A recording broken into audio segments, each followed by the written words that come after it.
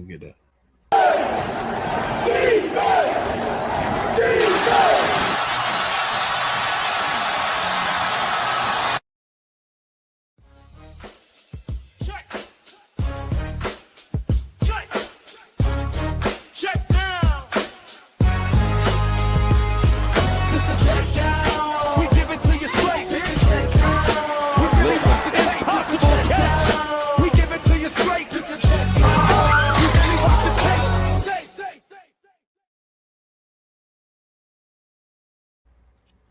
Yo, what's good, CheckDown family? We back again with another episode, man, of the CheckDown. This is the way too early top 10, man. We're going to get into everything surrounding these teams, man, in the top 10. But, hey, man, first, foremost, we'd like to say thank you for popping through, hanging out with the crew. Yeah, man, but certified, how you feeling, bro? What up, brother? How you feeling today? I'm good. I'm chilling, man. Obviously, man, it's been a long week, man, but we got some interesting things for the folks today, and then we got some things coming up, man, that's gonna be exciting. So I'm definitely looking forward to, what we got coming for the people, man. But today it's the top 10, man. It's all about the top 10, man. We are definitely tapped into the top 10 today. Um so yeah, we're gonna get into it. But first, man, but first, man, obviously schedules came out. We had some good talks about what the schedule has to bring for us, man. What we're gonna get a chance to see here soon. So I mean, I'm definitely looking forward to uh really seeing what each team, how the season plays out. It's been an interesting it's been an interesting route, like the last few years, about how things just been playing out. You know what I mean? I don't know. Like, I definitely didn't have Seattle on my bucket list, winning the championship this year. So I mean, that's obviously a throw off. But I just see so much potential, man. In some of these teams, man. I'm really looking forward to, like, a couple of the teams that we've already ranked on these lists. Um, but I'm looking forward to a few of those teams, bro, because I feel like we got an opportunity to see some of these teams really, really progress, man. And um, we're gonna get a chance to see some things this year, I think, better than most. Man. I don't know what you feel about this upcoming season, man. How you feeling about the energy around the NFL and where we at, man, as far as, going into the new league year? Um, I'm excited, bro. I don't feel like there's one team that's a clear cut ahead of anybody else. I feel like the floor has been risen. Even teams like Cleveland and the Raiders, I feel like they got better during the off season. Parity is going to be a thing for the next few years, I believe. Um, I'm excited about the season, man, especially with the schedule dropping. It's a lot of good matchups, um, in a lot of good point in the season. I feel like a lot of teams are matching up. The competition committee, I feel like they did a good job this year as far as lining up these matchups when people play each other, when teams play each other. So I'm ready to get cracking.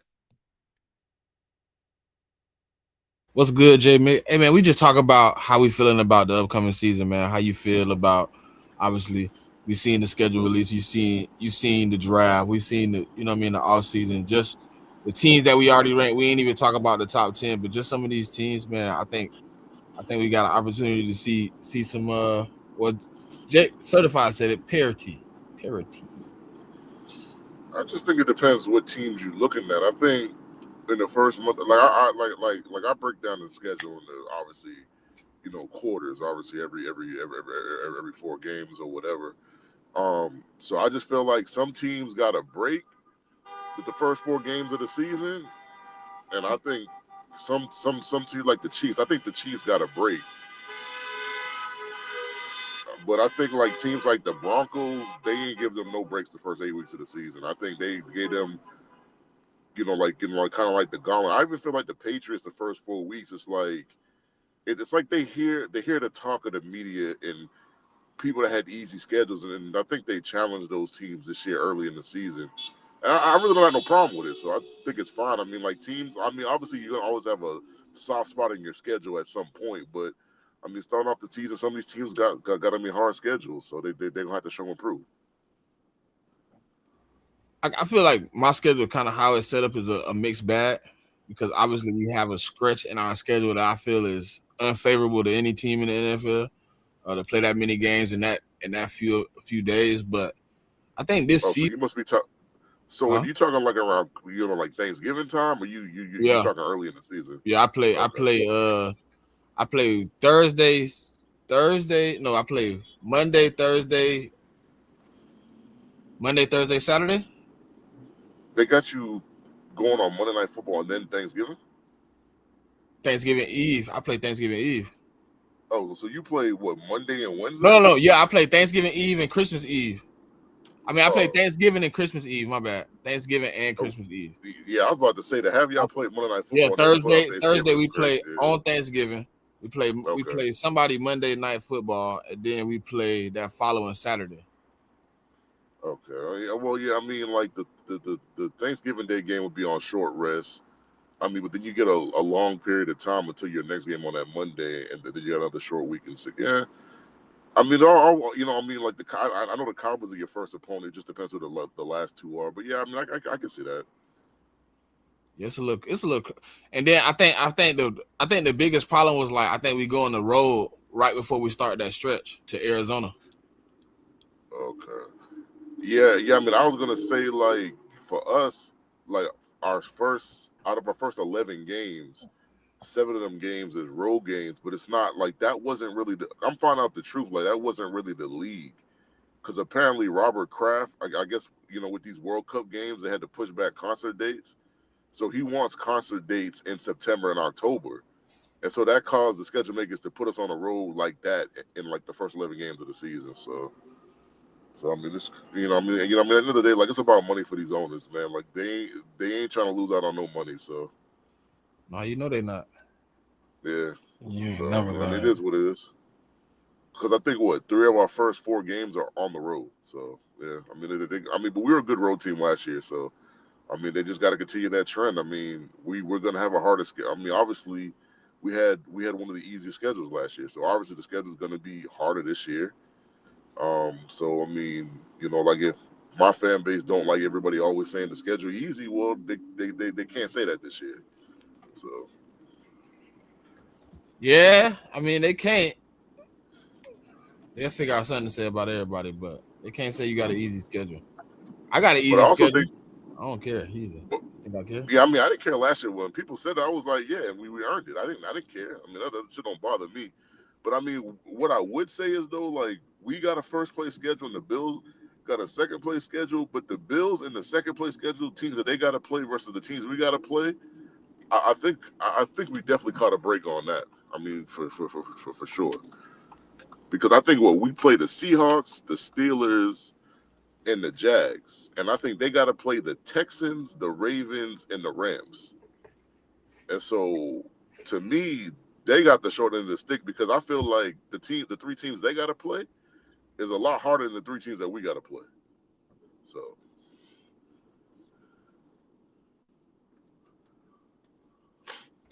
Nah, you caught a break with that one. You caught a break with that one. Cause boy, that yeah, I Houston mean, Texas like, defense gonna get better, man. It's gonna be even better than last year. I really believe I it. mean, but it's crazy. But it's crazy though. They gave the Bills that game, the first game out to shoot. Just like, who the hell did y'all piss off? They're tired of them trying to get Because I all mean, to these have to rule face, changes and shit, you know. I mean, Maybe to they have like to the play golden. Maybe that it was deep. the golden boy. Yeah, it's like to play that defense the first game of the season because because you know what they say, like it take offenses a couple of weeks to kind of get it going. Sometimes, and like defenses pretty much got it coming out to shoot. Like their defenses don't need a couple of weeks to kind of get it going. in my opinion. So I don't know. It's kind of tough for them. What's good with y'all in the comments, man? My bad, I ain't even see y'all in there, but appreciate y'all for tapping in, man. We got a few people in the comments. What's good with y'all, man? What's good? Delusional Patriots fans.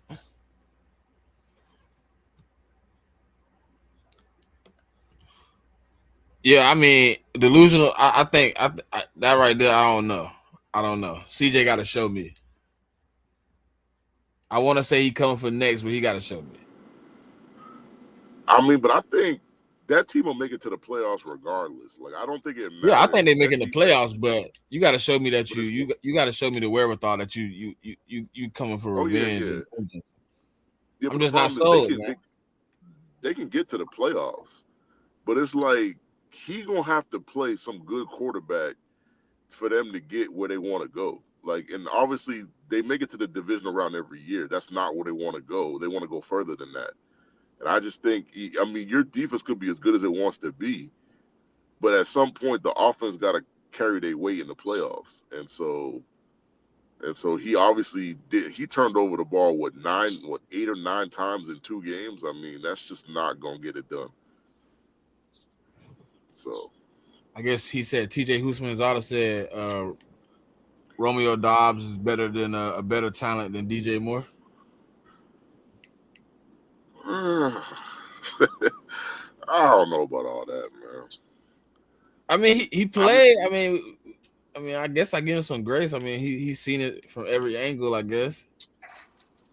yeah, but my issue with that, not even just the comment, but it's like Romeo Dobbs in his role and DJ Moore in his, they're going into 2 different roles. Like, I think Romeo, no matter what happens with this AJ shit, if we don't get AJ, I think they're gonna try to bring Diggs back.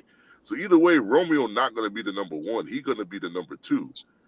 But unfortunately for DJ Moore, no matter what happens in that camp, he's the number one wide receiver. He's gonna get all that attention. So I just think they're in 2 different scenarios, and I just think I just got to believe that Romeo Dobbs might be more successful because of the role that he's playing versus DJ Moore's role. True, I can feel that. I can feel that.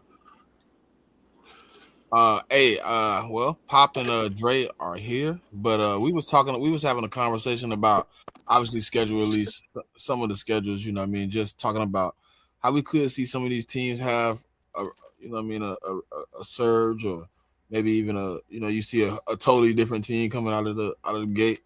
Is there some teams y'all are interested in maybe seeing this year?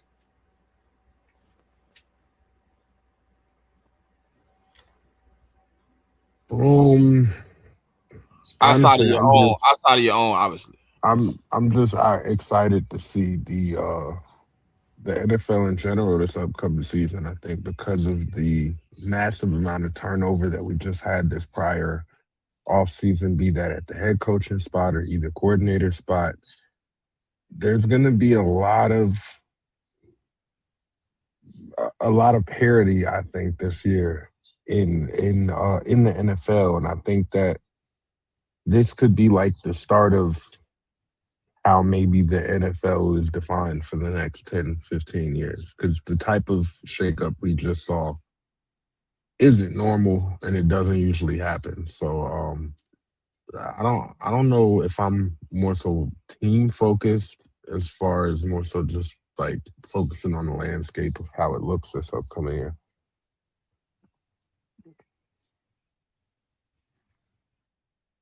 I could get that because obviously it's a totally different field of players and teams, and everything could be a whole different outlook. So like I was saying, like last year it seemed like things that probably weren't on a lot of people's bingo card, played out as the season played out. No, I don't think a lot of people had Seattle at the top of the list of winning a championship. I know I didn't. I mean, I didn't really see a lot of the Bears coming to life like they did last year. So I think you're onto a point like where you can obviously see a whole bunch of different things happening this season. It could be a totally different type of season. Well, the margins are just really thin in the NFL, and that holds true for any NFL season. But I think that makes this upcoming season even more interesting because of, like I said, the movement and just how razor thin those margins really are. Like, there's teams that we could be looking at as being really bad entering the year that do end up at the top of this list. Or, I mean, even teams that are up here towards the top, anything can happen, right? Like, it looks good on paper, but you actually got to go out and prove it. That holds true for everybody. So that's the fun part about football. We actually get to see it play out after we talk about it. Facts, facts. We got to get a better picture of which young quarterbacks to maintain a spot at the top. There's a few quarterbacks I think fighting for the especially Jaden Daniels, man. I actually like him as a talent, but I think we got to see a different version this season, man. A different version of what he has progressed into for that team to be good. They're gonna need some. They're gonna need a good leader, man. But I also think like some of these teams, like I call them like legacy teams, right? Teams have been making the playoffs for like the last 5, 6, 7 years. I think teams like that got to watch their behind, man, because like there's some teams that's coming through the ranks. Like the Patriots did it last year. Like I assume there's going to be a team that was a 5 or 6 win team, and they just explode onto the scene.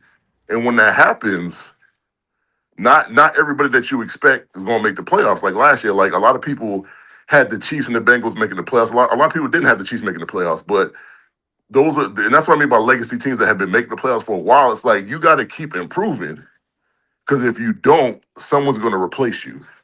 And whether you're talking about the NFC or the AFC, like you go for both conferences, like there are teams that are trying to come up. There are teams that are spending money that are having good drafts. And so when you got to watch it behind, and I mean that's all I'm gonna say.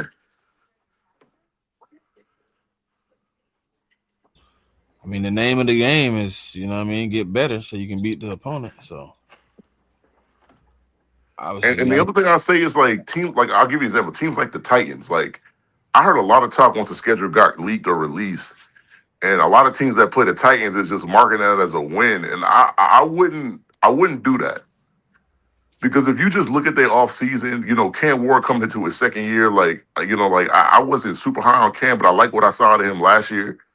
And so a team like that, where you just mark it off on your schedule, it's an automatic win. I would kind of chill. I would kind of chill on that, to be honest. Because I mean The that thing Titans team is, remind me of the Patriots team. Like and I said it in like another pod that we had. Like because the amount of money they spent, it just and the good players that got in there remind me a lot of the Patriots.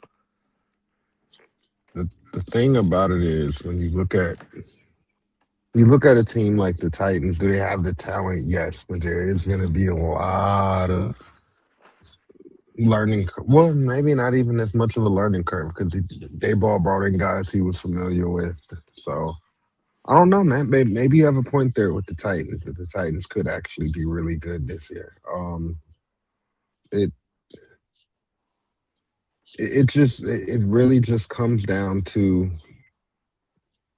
execution at the end of the day. Like all of these guys are good enough to be in the NFL. Obviously, that's why they're in the league. But what separates the decent players and the good players from the great players just the level of execution and showing up when it matters the most. So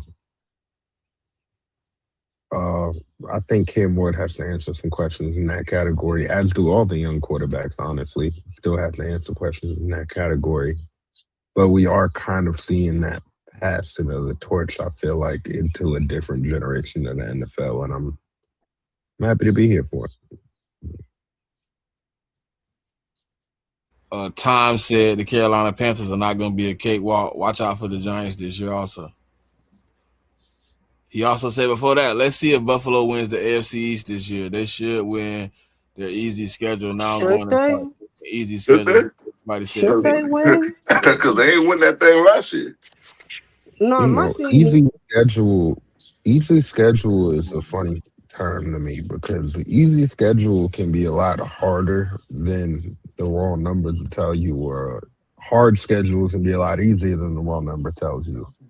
because I feel like more so than just the opponents you play, the sequencing of how you play those opponents and the amount of rest that they have as opposed to you, like all of that stuff matters.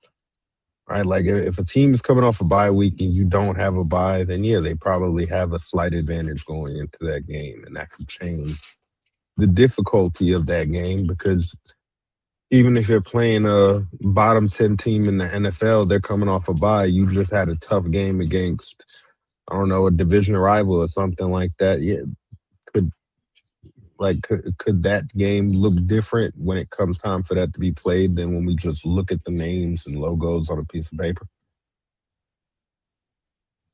Yeah, I think when people use the word easy schedule, like they look at the strength of schedule, but it's like people, we have this argument every offseason with the strength of schedule argument. It's like you really don't know what teams are going to be good until you start playing. For instance, like the Jags were good last year. There's no guarantee that they're going to be as good as they were. And if they're on your schedule, it makes your strength of schedule look harder. But once you get into the season, what happens if they're not the same team? Then I mean, your schedule is completely different. If you're like the Texans or the Titans or the Colts or someone else that plays the Jaguars, so it's that to me, it's all relative to me until you start playing these games.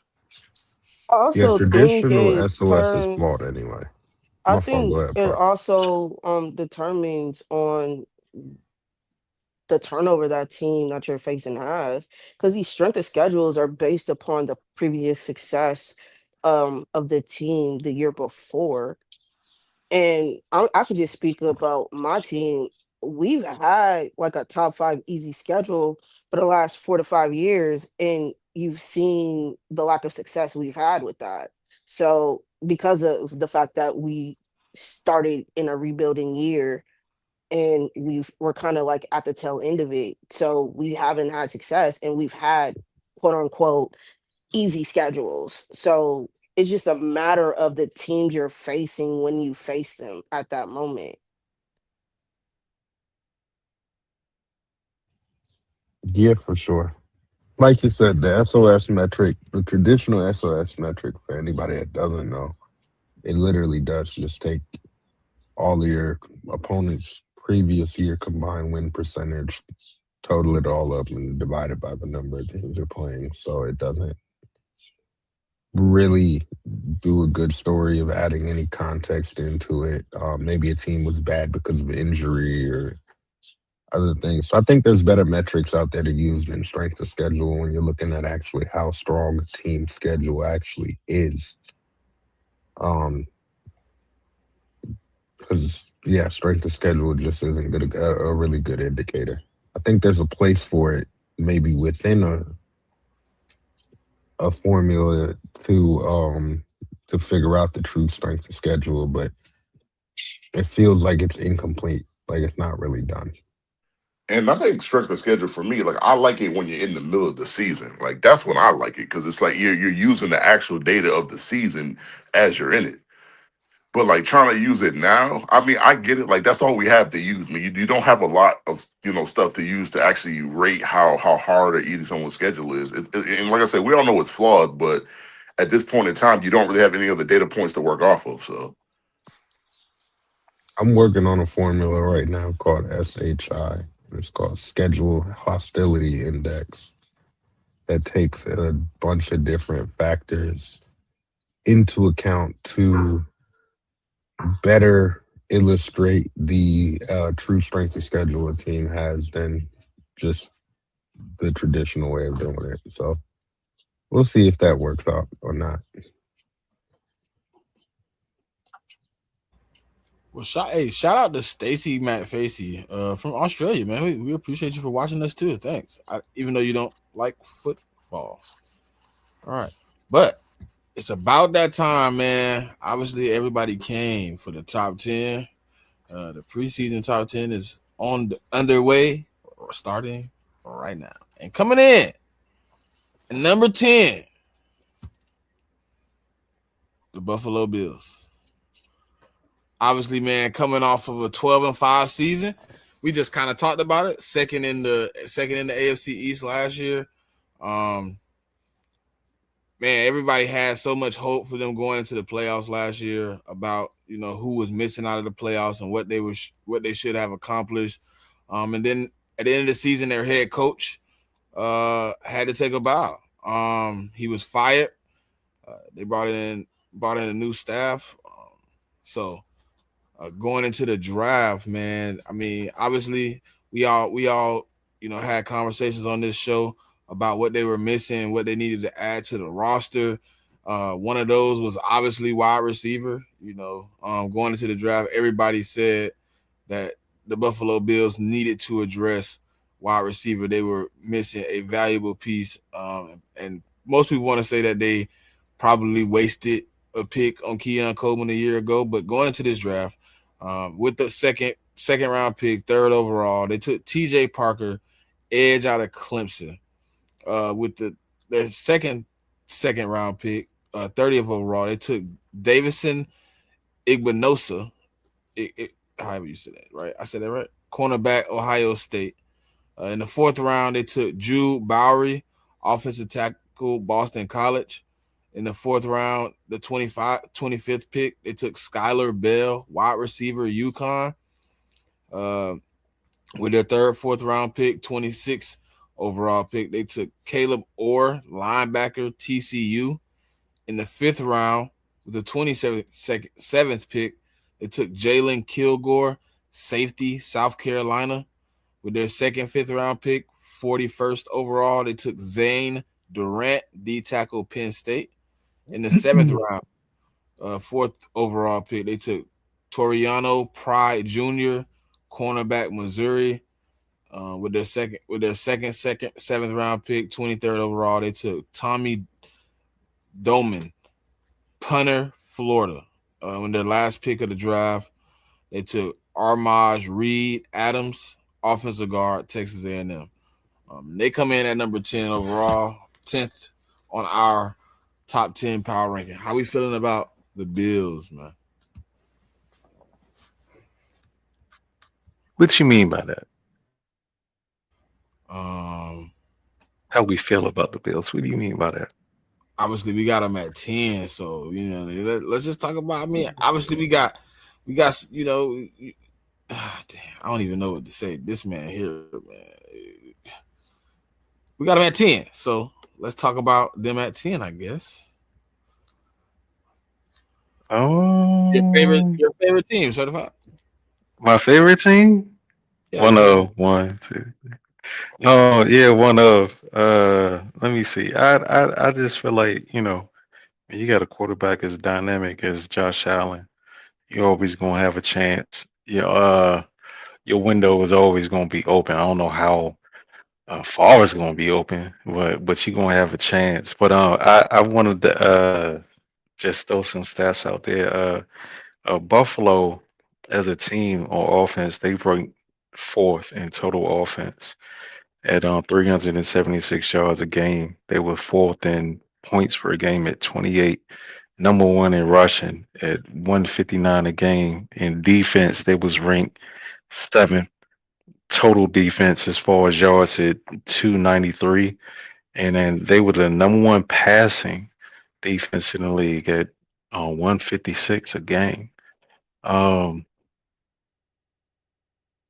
I want to say that they need to add more offense, but I mean they top five in total yards and points per game, number one rushing team in the league.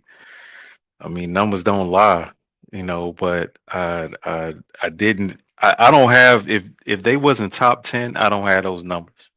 But they could definitely get better at passing. So I will point to their lack of ability to draft wide receivers and tight ends, to be honest with you, because neither Knox or Kincaid has panned out to be what they expected either one of them to be.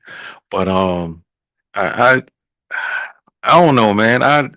10 is good, I guess. Yeah. For me, it's who is Joe Brady as a head coach because he was the offensive coordinator. the last few years, but now he's the head coach, and how does he handle that responsibility? Also, so they got a new defensive play caller over there. So we'll see if they run the same defensive scheme or they change it up a bit. They have made some additions through the draft and free agency. I think that DJ Moore trade kind of solidifies something that they have been searching for since Diggs left. Um, I don't think he's the quality of a wide receiver in Diggs, but I think he's a better one than what they currently have on the roster. Um, I'll see. I think 10 is a cool spot for them. I just I don't know how successful they gonna be this year. I just have to see them play the games because I don't know if Joe Brady is gonna be that great of a head coach. So when I look at the Bills, right, like I don't really have a problem with them in the back half of the top, like the top 10 or whatever. Whether you have them at 8, 9, 10, like I think that's kind of where they are. I think there's a lot of volatility with them going into the season. Because what just I'm gonna just add on to what Pop said. So their defense under McDermott wasn't like like it was an even front, and now they got a whole nother DC that wasn't even there. Like their DC is Jim Leonard. He's coming from Denver, and so he doesn't run an even front. Like he runs an odd front defense. So the defense is gonna be different. It's not gonna be the same. And so what pretty much what I'm saying is like they're going from a 4-3 to a 3-4. That's pretty much what I'm, telling folk. And so you got to bring in the personnel to kind of get there. And I just don't know if they have the linebackers currently for that defense to be really effective. I mean, I mean, maybe he runs like a hybrid version of the 3-4. Maybe he can make it work. But it's kind of like a surface. Like I don't really. Their offense has been top 5 for the last 3-4 years. I don't really worry about their offense. I mean, like James Cook was cooking last year. I think he led the league in yards or touchdowns. Like I can't really remember which one it was, but he led it in one of the 2 categories. So my concern is not with the offensive line, not with the run game. Tight ends, I think the tight ends are fine. I mean, like Knox is their blocking tight end. Kincaid is more so is their like receiving tight end. I mean, Kincaid just gets hurt a lot. He doesn't miss like large portions of the season, but he just gets dinged up and misses a game here, game there. I think the tight end is fine. I mean, the wide receiver, they tried to add DJ Moore. And I guess it's not have him started as they won. I mean, like the wide receiver core, I feel like it could be better. I feel like they could have kind of addressed it more, but I mean, it is what it is. I guess they figured they got Josh Allen and like Josh Allen can make it work. But like I said, like 10, like I don't have like 9, 10. I don't have a problem with them being there because, like I said, there's a lot of volatility, and I don't know how their defense is going to be, especially early in the season. So that's a question. Obviously, what pops at the coach. Like Joe Brady has never been a head coach in this league. And so a lot of people got questions about him and whether he's going to be a good head coach or not. So I just think we got to wait and see. I mean, how that goes. I don't think he's the true head coach, to be honest. Like, I think he's the head coach in title. Yes, it's his football team. But I think when it comes to the defense, he's pretty much letting Jim Leonard do what Jim Leonard does. And I, the whole, like, they're switching to a 3-4, I kind of disagree because, like, it's going to be a modern NFL defense. Like, some of these modern teams, they don't necessarily have a defined front anymore. I just think it's gonna be an exotic attacking defense. Honestly, most teams base formation on defense nowadays is a nickel anyway, so it's gonna be more of an attacking 4-2-5. Whatever that looks like up front, now you can switch that up. Yes, you can present even fronts, high front. You can still make it look different, but in principle, that's what it's gonna be. It's gonna be more like a attacking 4-2-5 type of modern defense. And I think it's going to work. I think that's been their bigger issue, has been the defensive side of the ball. And I think there's an upgrade for the defense.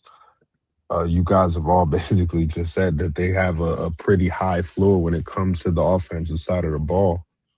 So could we have maybe some time management blunders or something like that with a young coach? Yes. But I think as far as operational wise, like the offense, defense, I don't think that they're gonna miss a step really on either side of the ball.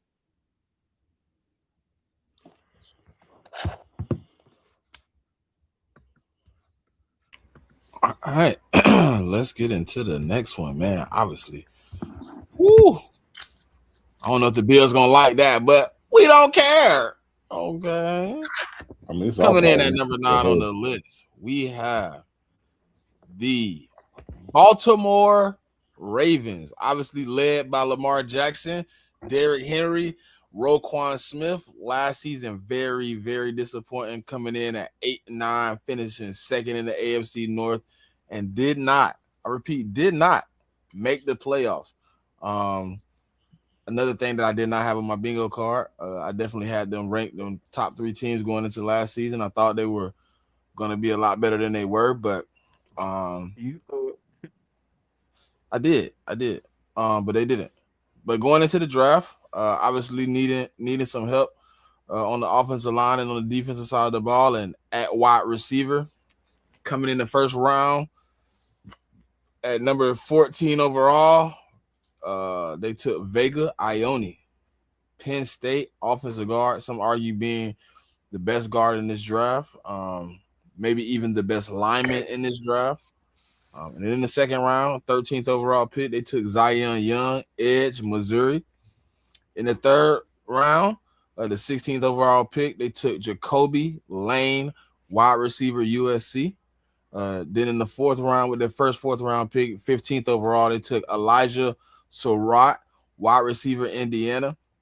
With their second fourth round pick, 33rd overall, they took Matthew Hibner, tight end, SMU. And then with their first pick in the fifth round, they took 22nd overall, they took Chandler Rivers, cornerback, Duke. And then with their second fifth round pick, they took Josh Cuevas, tight end, Alabama. Then with their next fifth round pick, they took Adam Randall, running back, Clemson. In the sixth round, they took Ryan Eckley, punter, Michigan State. In the seventh round, they took Rayshon Benny, D tackle, Michigan. And then with their last pick in the draft, they took Evan Burnetson, offensive guard, Northwestern. Obviously, man, with a new head coach, some believe who has a lot of upside, in Jesse Minter, parting ways with Harbaugh. How we feeling about the Ravens in this upcoming season, man? this upcoming season? Ah, I don't know, man. This Ravens team that I saw last year was different from previous Ravens teams. Let me see. They were the number 2 rushing team in the league at 156, and the number 10 rushing defense at 106 allowed.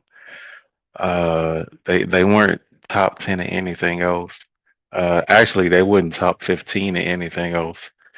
Um, the trenches, I've always known the Ravens to have good trenches on both sides of the ball, offensive line and defensive line. That wasn't the case this year at all. Thank God they had Lamar Jackson that helped out the offensive line, extended plays and rushing, with his athletic ability. But I don't know, man.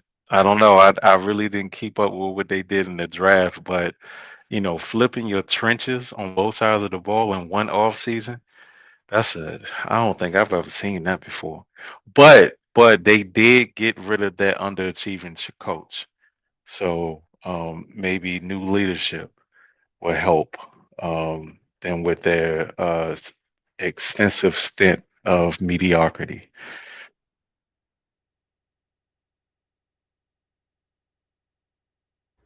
I thought somebody told me it was always Lamar. It was never Harbaugh. What happened to that certified? So it was Harbaugh. It wasn't Lamar. So it was the I mean, underachieving coaching staff and not underachieving player. well, he was underachieving before before Lamar got there. Oh, he I mean, was. yeah, He I mean was.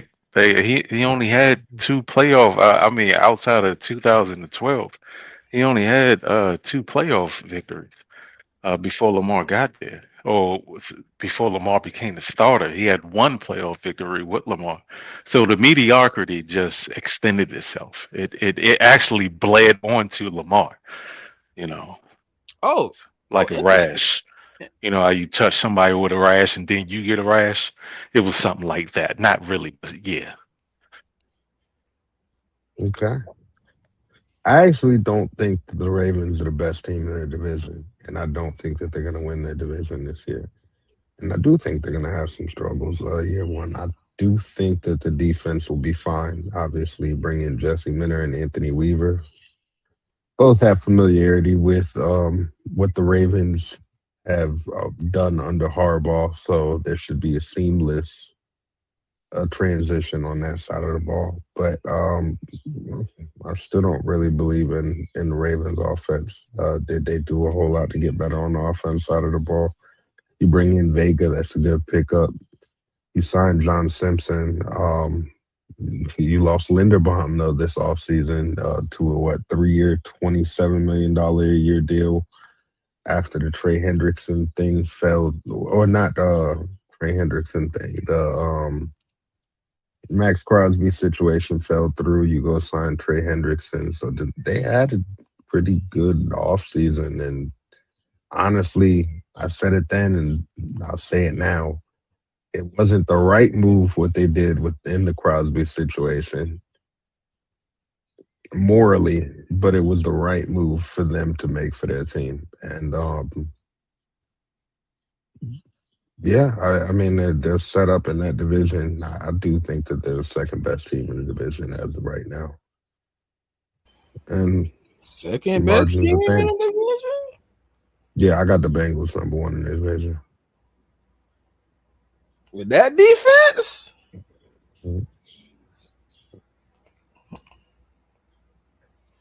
Yeah, I mean, it's not like the Ravens defense was that great last year either. So, I mean, but they wasn't the Bengals. I mean, it was pretty I bad. think the Bengals had the most 30-point games that led to a loss in the NFL history last year. Yeah, I That's don't. sad.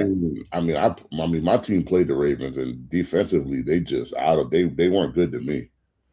Maybe it Corners, was that underachieving coach and his staff. Maybe corners were that was. below average. Linebackers didn't perform to their level. D line, I'll give the D line a break because Maybe it was that underachieving coach and his staff, man. You know, maybe. Yeah. I'm not all the Ravens fans told me that they DC was a DEI hire. That's what they told me. Yeah, I'm not blaming everything on coaches, man. Players got to go out there and play too. So I'm not going to give the coaches 100% of the blame. The players still got to go out there, and they have talented players, and they just didn't play to their level at all last year. So let me ask you something, J Mick. How you doing today, brother? I'm doing pretty good. And I mean, how are you, man? Hey, man, I'm blessed and highly favored. I don't know what that means, but I like the way it sounds. Would you say that at some point in time a team would take on the personality of the coach? Yeah, I mean that's kind of how it works with every team. Whether you're good, I mean, whether you're good, average, or bad. Yeah.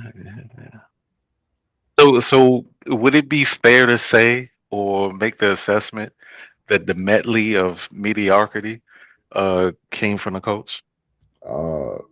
Actually, when I was going to talk about the Ravens, I was going to talk about this, and I'll answer your question.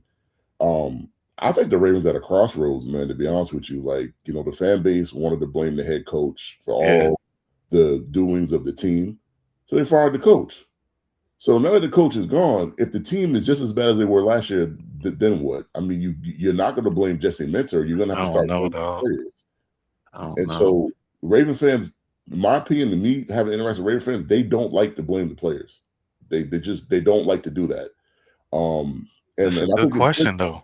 Yeah, I mean it's a good question, but I'm glad they fired Harbaugh now because now you have to answer. Now they got to dig deep and answer a question if this team performs just like they did last year, because John Harbaugh's not there anymore. So if they perform just as bad, you can't blame the coach anymore. You have to blame the players. So they might have to look at Lamar, y'all. I mean, it's more than just him though. It's Lamar. It's I mean, Roquan, my guy, but Roquan did not have a good season. It's the secondary. It's like it's their edge rushers that don't seem to get a lot of sack. Like it's a lot of different things. To me, I kind of view the Bills and the Ravens in the same respect. Like they are perennial. They used to be perennial. Honestly, used to because the Bills have made the playoffs every year, but the Ravens were until last year. They made the playoffs every year, and it's just like if you don't continue to improve your team, teams in your own division, your own conference are going to catch up to you. And I think that's kind of what happened with them. I don't like their offensive line. I'm gonna just say it like that. Like like the guard they drafted, best guard in the draft. You get no argument from me there. But the problem is their center. They didn't draft a center. They didn't sign one. I think Corey Bullock was on their roster last year. Mhm. I mean, the things I've been hearing about Corey Bullock is not good. Like apparently he's not that great of a center. I I agree. mean, so to me, the only offensive lineman that you could really count on is Ronnie Stanley. That's it. Because I heard Roger Rosengartner, he wasn't really that great last year either. And so that's your other. That's he's the right tackle. And I mean, like John Simpson is a quality guard. I could say that. I mean, he's been in the league for a while. Like he's a veteran, so maybe he might be able to help Vega kind of get him acclimated to the league. But then the Ravens' other issue, like Lamar and Derrick Henry are not an issue. Like those guys are going to perform during the regular season. I don't have any questions about that. But then it's the wide receiver core. Zay Flowers is a really good wide receiver. But after him, I mean, you have Rashad Bateman and Tess Walker. And then that's why they drafted Jacoby Lane and Elijah Sherrod. So they're essentially to me it's like they're depending on the guys that they drafted to perform. And then tight end wise, it's pretty much just Mark Andrews, and that's it. I mean, and they drafted two kids in the draft, but you don't know how that's going to work out either. And I mean, like I said, to me, their defense hinges on Matabuke. How healthy is he when he comes back? Because if he's not healthy when he comes back, that defense is gonna have some problems. And I don't see the edge rushes. I get it that they signed Trey Henderson, but if you talk to any Bengals fan, they'll tell you that when Trey's on the field, teams when they run the ball, they're going to run it at him, and that's not what his strength is. So I mean, that's what they're going to do. And then their secondary, like I love their safeties. I love Kyle Hamilton. And, I mean, Malachi Starks is my Georgia guy. That's my guy right there. But the corners, I mean, Nate Wiggins, I was on him, in the draft. People said he was too small, but I do like Nate. But it's like they just have questions, and like Marlon Humphreys to me wasn't good last year. So it's like they have a lot of questions. I feel like their team is a very volatile team. Whereas if they could be a top 10 team, but if they perform like they do last year, I think they could be looking at another year of not making the playoffs. That Yeah. schedule is pretty weak, though. When you look at it, they have a pretty favorable schedule, I would say. Yeah, I mean it's favorable right now, but I mean, like I said earlier, talking about strength of schedule, like yeah, like if we look at it from the aspect of last year, like some of these teams weren't that good, but like for instance, they got the Saints week 2. A lot of people got the Saints being a much better team this year. Um, so you got teams like that. People expect Dallas to be better. I've heard a lot of people picking the Browns to make the playoffs, which I don't, I'm not with it, but I guess I can see it. Um, but yeah, I mean, yeah, they don't have a first place schedule. But like I said, like if that offensive line don't come together and Matabuki not healthy, I mean, I think it could be a long season for them. I think a lot of this hinges on the turnaround that Mentor is able to do with the defense. I think right now, a lot of that Ravens defense, just in regards to production, hasn't really been there. And we can attribute that to Zach Orr um, not really developing as a play caller. Year one, I kind of give him a pass because he was kind of thrown into that position in that situation. But year two, it seemed to get worse. So it's only up for them defensively. But right now, I think a lot of it is just names. Like outside of Kyle Hamilton, and when Matabike was healthy, it's just names. to me. Like, yeah, you got Malachi Starks, you got a Marlon Humphrey, you got a Roquan. They haven't really been playing that well, and I'll give them a pass because like Zach Ward to me was kind of a horrible defensive play caller, but make that jump offensively. You added some pieces. We'll see how that works. Um, but to me, I think Vega should help that interior of that offensive line. I just got to see how it works out. Especially when you add in new pieces, it kind of takes the offensive line a little time to kind of work out the kinks and play together. So I'll see how that works. But I do think that they have a potential to get back into the playoff run, right? I think they have a pretty even schedule. They can be competitive with it, but I just need to see better production, specifically on the defensive side of the ball. Yeah, Meta, how you say BK. Meta BK? Is that how you say it? Yeah, that's it. Yeah, that neck injury kind of worries me a bit. I can't, off the top of my head, I can't really think of too many players, regardless of position, that came back from a neck injury and was the same guy. And I just I'm not worried about the Ravens because I really don't care about them that much. But it's going to be interesting to see if they can bounce back and be a part of that conversation that we're used to them being in as a contender in the league.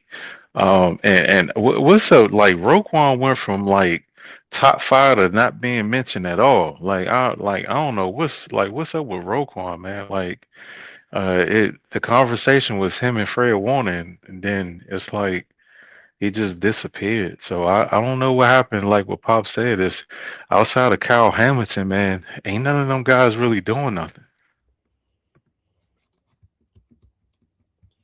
Yeah, I don't disagree. I mean, like they have a lot of, especially on defense, they got a lot of names. And I mean, Jesse Minter, I do like what he did with the Chargers defense. I like what he did there, but it's gonna take a similar effort to get this defense to as good as that Chargers defense was last year, in my opinion.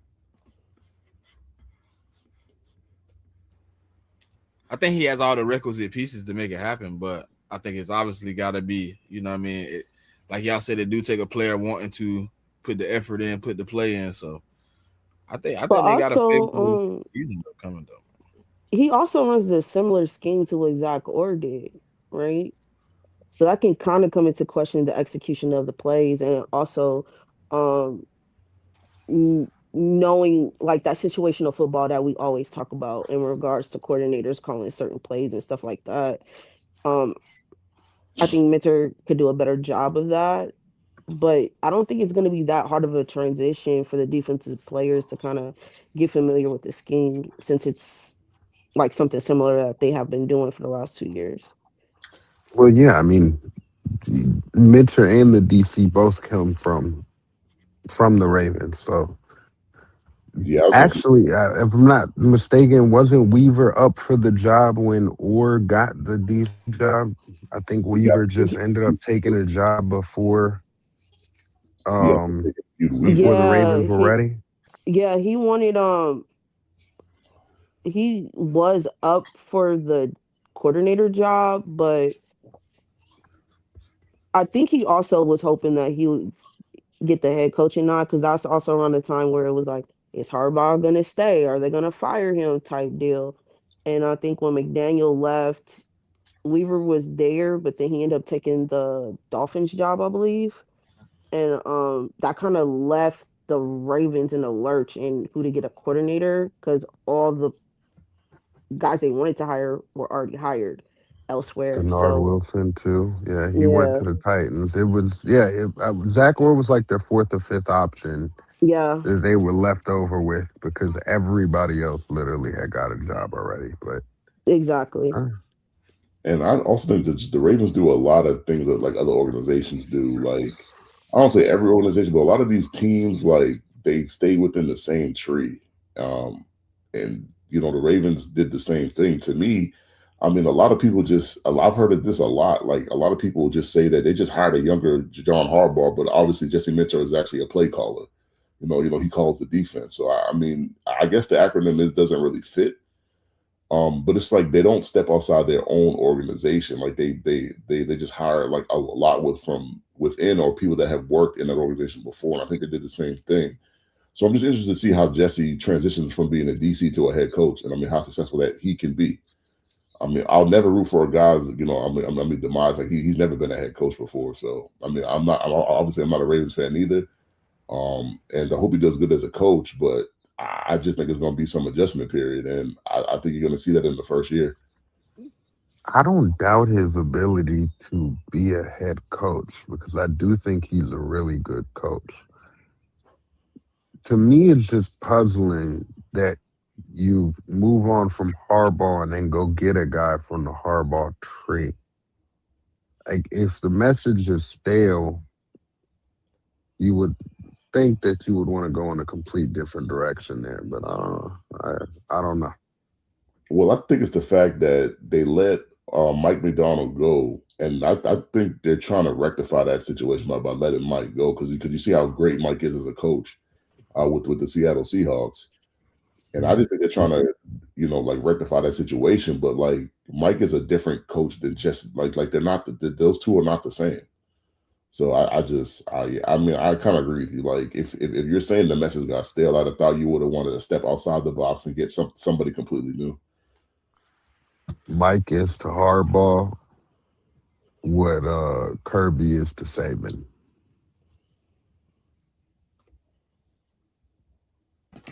All right, let's get into the next team on the list. We got at number 8, the Detroit Lions. Obviously, another one that coming off a lot of change last season, man, had a lot of turnover in that coaching staff. I think they had 8 new coaches coming to the Lions last season. They ended up going 9-8, third in the NFC North, and they missed the playoffs, man. But they went into the draft, obviously trying to bring in some help to pair up with Aiden Hutchinson. But in their first round, they took Blake Miller, offensive tackle, Clemson. Obviously, it's a mixed bag of emotions of how people feel about him coming out of that draft. I know me and J Mick had a few conversations about my team, kind of head over heels for him. I wasn't a huge fan, but I could see why they brought him in with the losses they had on the offensive line last season. Then in the second round, hometown Derek Moore, Ed from Michigan. Fourth round, they took Jimmy Rolder, linebacker, Michigan. In the fifth round, they took Keith Abney, the second cornerback, Arizona State. In the fifth round, they took Kendrick Law, wide receiver, Kentucky. In the sixth round, they took Skylar Gill Howard, D tackle, Texas Tech. And with their final pick in the draft, they took Tyree West, edge, Tennessee. So how we feeling about the Detroit Lions, our number 8th team on the list?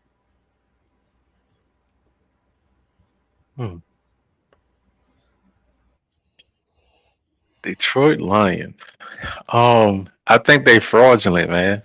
I think they got a lot of talent, but I feel like when the lights get bright, they look funny.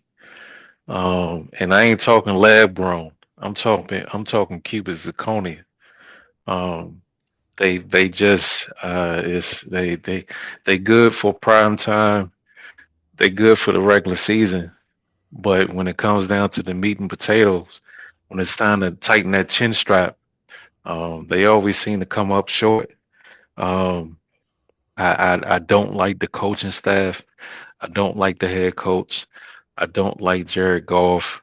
The defense, I will say this, man. The general manager, I feel like he's made a lot of good moves. Unfortunately, some of those moves haven't panned out. Branch has panned out for him. The defensive end that they drafted, Aiden Hutchinson, Hutchinson, something with a sin or whatever. But but for the most part, and Jack, I think Hammer, something like that. That's a good name for a linebacker, by the way, Jack Hammer. I think I said that right. But I don't know, man. Like what I asked Mick before about like the team taking on the personality of the coach. I feel like Dan Campbell is shaky, and when the pressure is high, his team gets shaky. They with all that said, they were led by the number 5 total offense in the league, 373 per game. Number 3 passing attack at 258. Number 5 in points per game at 28.3. But they were ranked ninth in turnover differential at +4. But it's not enough. And unfortunately, I feel like their window is starting to shrink a little bit. They haven't been able to take advantage of being in uh, the NFC North is mediocre. The Packers are mid. Uh, Minnesota has shown promise in the regular season. They've won 12 games, 13 games, 14 games, and fell on their face. Chicago, we don't even know if they was real. We everybody pegged them to be Detroit Lions, to be a powerhouse in the NFC, in the NFL, and they haven't even been able to take advantage of the mediocre um, division that they're in. Now, granted, they did win the division 2 years in a row, 23 and 24, but they fell on their face in the NFC Championship game in 23. Shout out to them Niners. And then in 24, they got smoked out of a first round bye by Jaden Daniel and the Commandos. You know what I'm saying? So it's like, I mean, what are we doing?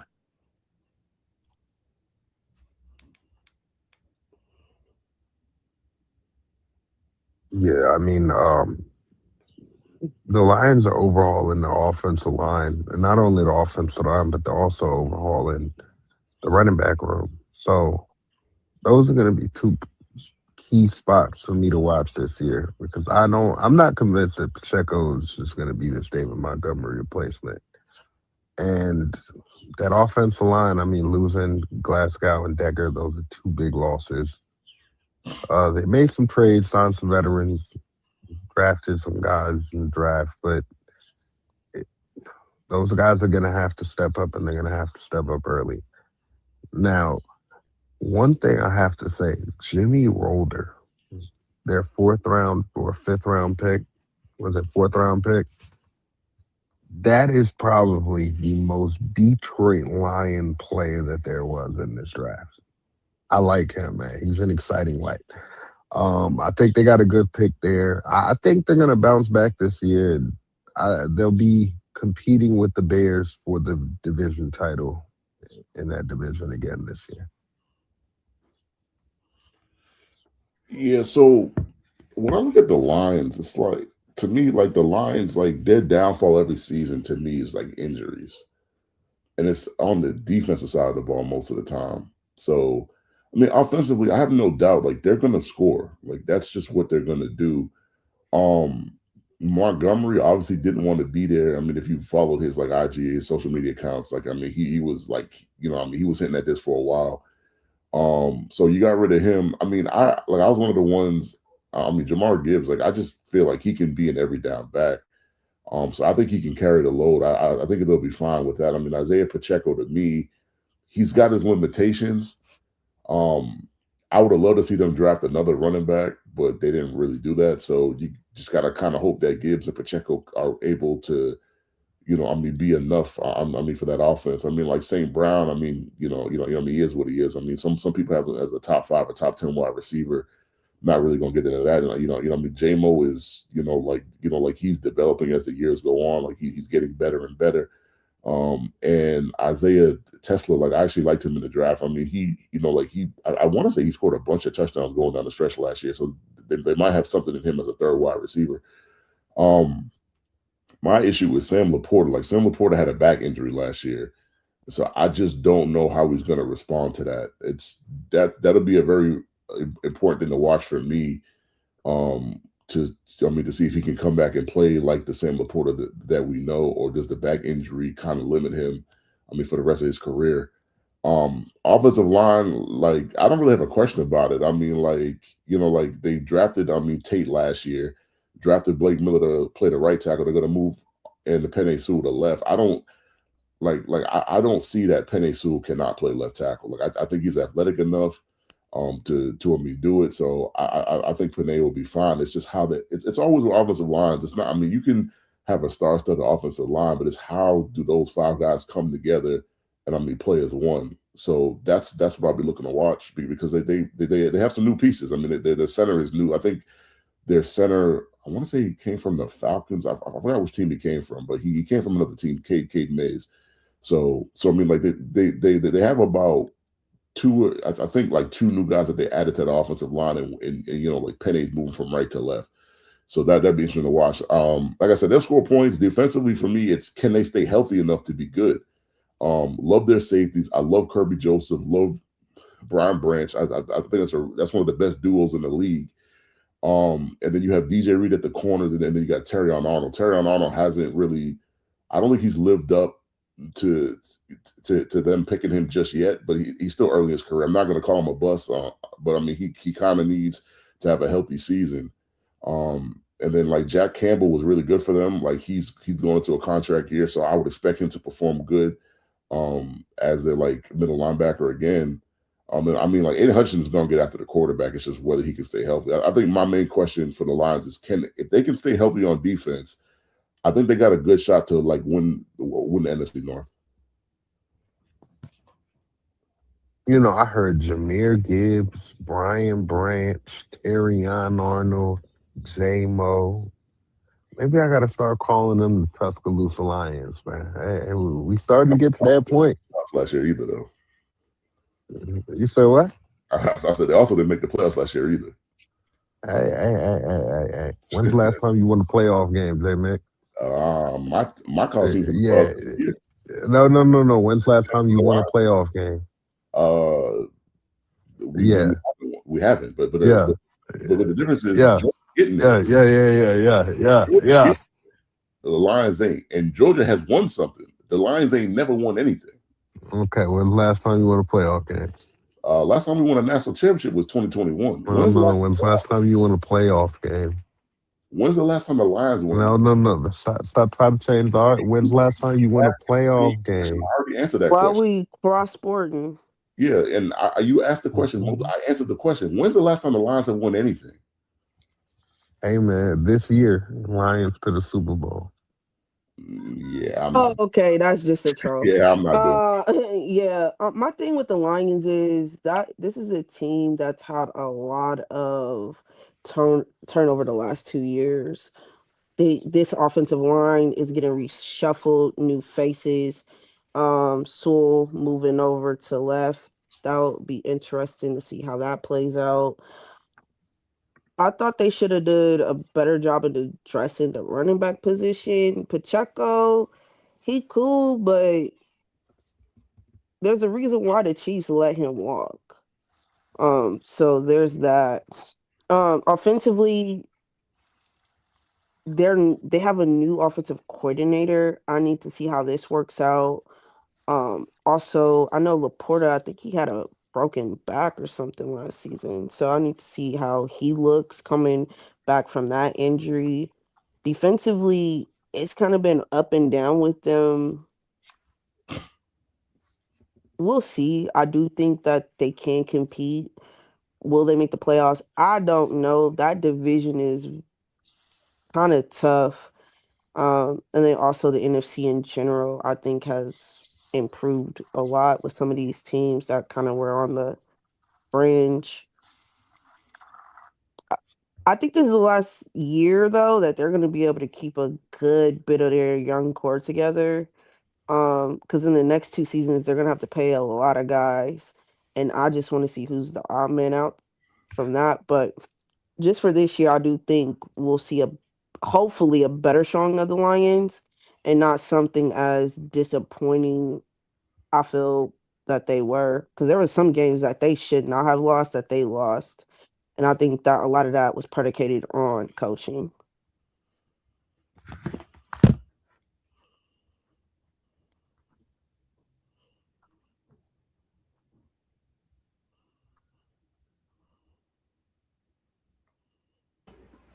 When I look at the Lions, man, I think my biggest issue still is I'm not 100% sold on if the coaching staff is going to elevate them to be a better team this upcoming season.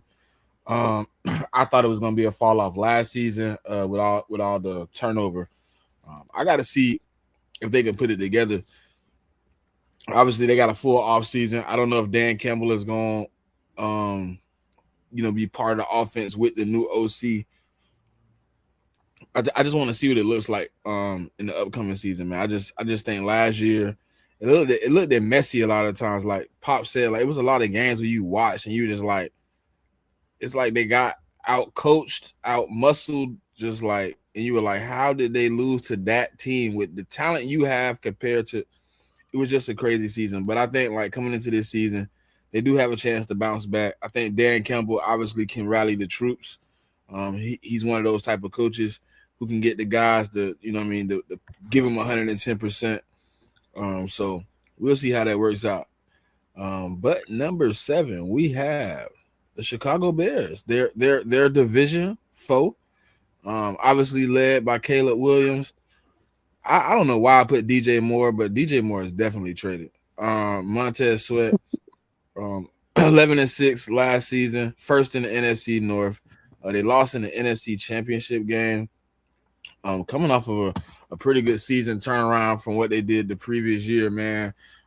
Ben Johnson made a great difference for that team and that offense, helping Caleb Williams grow as a quarterback, giving them an opportunity. I think, with the DJ Moore departure, I think you're gonna see their receiving core be a little bit more reliant on a couple different guys, man. But going into this draft, um, Dre favorite safety of all the safeties in the draft, man. Dylan Finneman at number 25. Uh, and then in the second round, they took Logan Jones, center out of Iowa. Another one of Dre guys, Sam Roush, tight end, Stanford went to them third round, 5th overall pick. Um, with their second, third round pick, they took Xavier Thomas, wide receiver, LSU. In the 4th round, they took Malik Muhammad, cornerback, Texas. In the 5th round, they took Keyshawn Elliott, linebacker, Arizona State. And with their last pick in the draft, they took Jordan Van Dingberg, D tackle, Georgia Tech. Um, how you feeling about the upcoming season for the Chicago Bears, man? After them improving so greatly over the last season, man. Hmm. The Chicago Bears. I think they had a hell of a season, man. I feel like a lot of people had likened it to the Commanders in 2024. I see the similarities, but I don't necessarily agree. Now, granted, both teams took advantage of like I would call anomalies. The Commanders had a bunch of wins, a bunch of walk-off wins. They had a lot of wins in the last, like not the last 2 minutes of the game, but the last like under a minute. Um, and those two combined, I just don't see a team building a foundation off of that. Chicago led the league in turnovers. They had a turnover differential of plus 22. I don't see that happening again.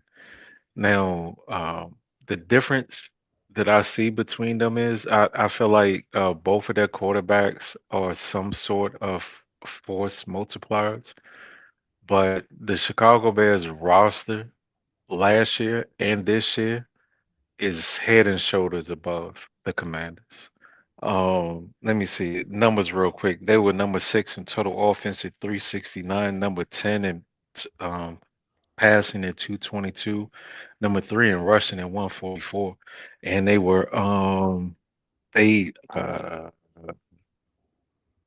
Points per game was 25.9. I like what Ben Johnson is doing with Caleb Williams. Switching over to a new system, playing the way that he did, showing that he is a franchise quarterback and potential star in this league. Now I do want him to tone it down a little bit, protect the ball. He didn't have a lot of turnovers, but he had a bunch of turnover worthy plays. Loveland, um, he came on as one of the best tight ends in the league. They got a good offensive line. They got to work on that defense, man.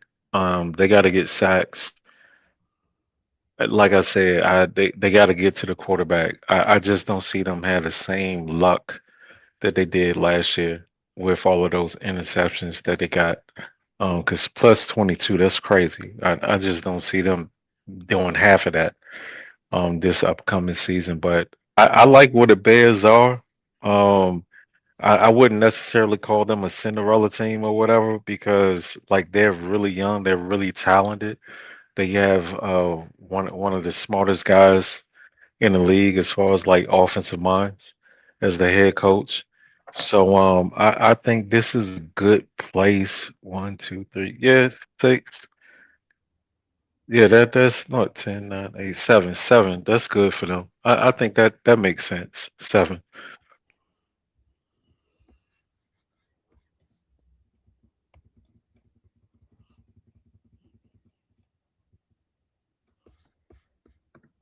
I guess I'll go next. I don't see them repeating the season that they had last year, and by that I'll explain. It's just two key factors, right? So they had a bunch of fourth quarter comebacks. And I just think it's hard to duplicate that from one season to another. I just think, when you're in that many close games, and I'm not saying, I mean, Caleb, I mean, you could say Caleb is a pretty clutch quarterback. Like, I mean, when the money's on the table in the fourth quarter, last season he was coming through the majority of the time. But I just think there's going to be some coming back to the means on that, and I just think when you play that many close games one year and you're pulling, you're getting the dub. I just think the next year it's going to even out. So that's one reason why I feel like they're going to regress back to the mean a little bit. And then the other reason is somebody had brought this out to me during the week that the Chicago Bears had the most fourth quarter interceptions in this league last year. And so when you couple that with both of their safeties, one of their safeties went to New England, the other safety went to Pittsburgh. So you lose both your safeties. I get it that they drafted Thieneman, which a lot of people like Thieneman. But he's a rookie and he's going to be playing the safety, and I'm not sure who the other safety is. The other safety is a Kobe Bryant. So I think they got him in free agency because I think Kobe. I want to say Kobe was with the Seahawks. I want to say. Mm-hmm. So I mean, like that's actually not a bad pairing for like Dylan because he's a rookie. So like they're like pairing him up with a veteran. So that's not bad. But like I don't think you can expect to lead the league in fourth quarter interceptions 2 seasons in a row. I just don't think it's that likely. Like I love their offense. I mean, I think Caleb just needs to be more consistent earlier in these games. Maybe if he's more consistent early in these games, they might not need a lot of these comebacks. And I just think for first half of these games, like he misses a good amount of throws. So I mean, hopefully in the offseason he's working on just becoming more consistent throughout the game. Running backs, I mean, like I love their 1-2 punch. Wide receivers, they got like Burton was one of my favorite guys. Rome in his draft, I really like Rome in his draft. I mean, like Coastal Loveland was tight end one for me last year. They have a top 5 offensive line in the league. The only thing they did was they brought in Garrett Bradbury from the Patriots via trade. And I mean, Garrett was really good last year. I wouldn't expect anything different this year. So I think their offensive line will be just as good. I mean, it's just their D line, it's just their interior D line, and them getting pressure on the quarterback. I mean, if they can do that to kind of ease the stress on the secondary, I think they'll be fine. But I mean, they won 12 games. I don't expect them to win 12 games this year. Like I think you're going to see like a regression there. So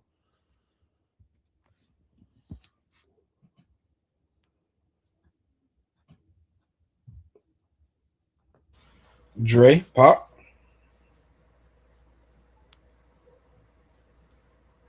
Yeah, I kind of agree with most of what's been said, especially those close wins they had last season. I ex- I don't expect them to be able to replicate that. My thing is offensively, I don't really have any concerns. I think they have like a lot of young guys that Caleb has been able to kind of grow with. Rome kind of stepping into it. Luther Burton kind of coming on for them. Kyle Monangai being a really good pickup for them, kind of solidified his spot as running back two with that and creating that 1-2 punch between him and Swift. So I don't really have too many concerns with that. It's the defensive side of the ball. You lost a lot of key pieces s- specifically in your secondary and your linebacker group. I don't know if you brought in enough to kind of replace some of that. And then have you guys really addressed being able to rush the passer? I think that's something they struggled with and were trying to manufacture throughout the season. But you have to get some type of production out of your edge rushers and then also get better performances out of your D tackles as well. So that's something I'm looking at is just the improving of that for the Bears. But I do think that they're still a playoff contending team. But it's gonna be interesting because we did talk about the schedule, so you're facing a lot more playoff teams than you did last year. So I'll see how they respond in regards to that type of pressure this season.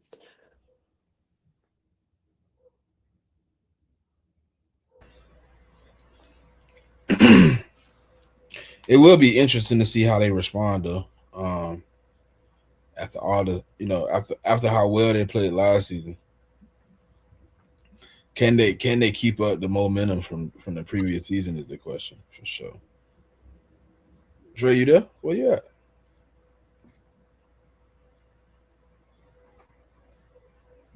I know y'all missing the playoffs, but you can't duck the smoke already.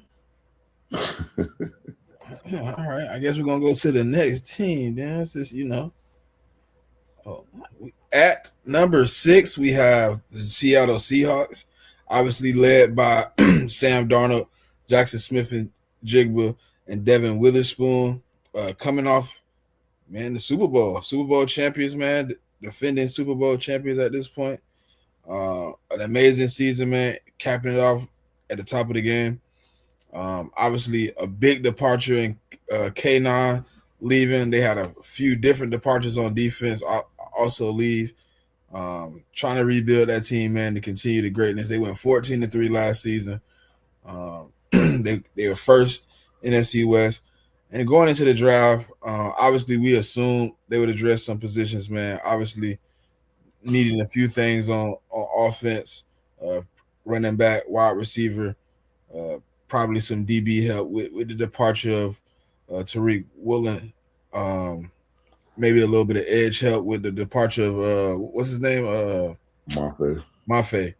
I think it's So a boy. Was a boy Mafe. I think his name yeah, was. yeah. So going into the first round, 32nd overall, they took Jadarian Price, running back, Notre Dame.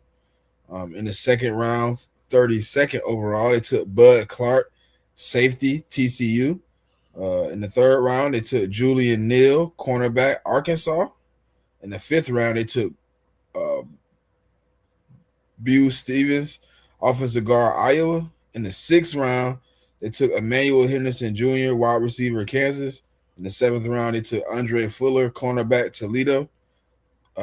With their second pick in the second round, they took Devin Eastern, D tackle, Minnesota. And with their last pick of the draft, they took Michael Dansby, cornerback, Arizona.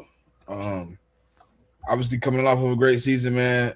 Going into the season, trying to be the best you can be as a defending champ. How we feeling about Seattle and where they sit at right now?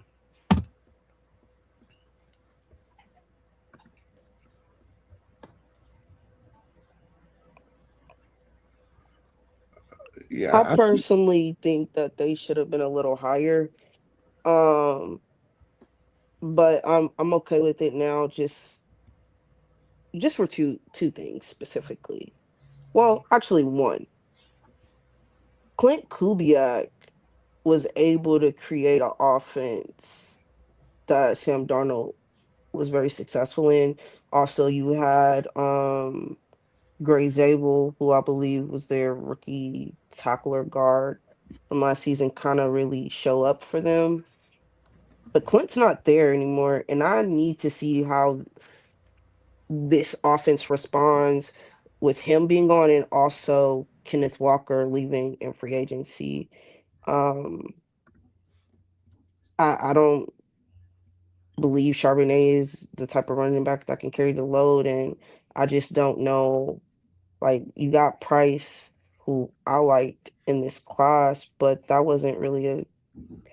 I don't know if he'll be able to bring with that type of power that Walker gave them. So those are the two things I'm kind of looking at. But I do think this is a team.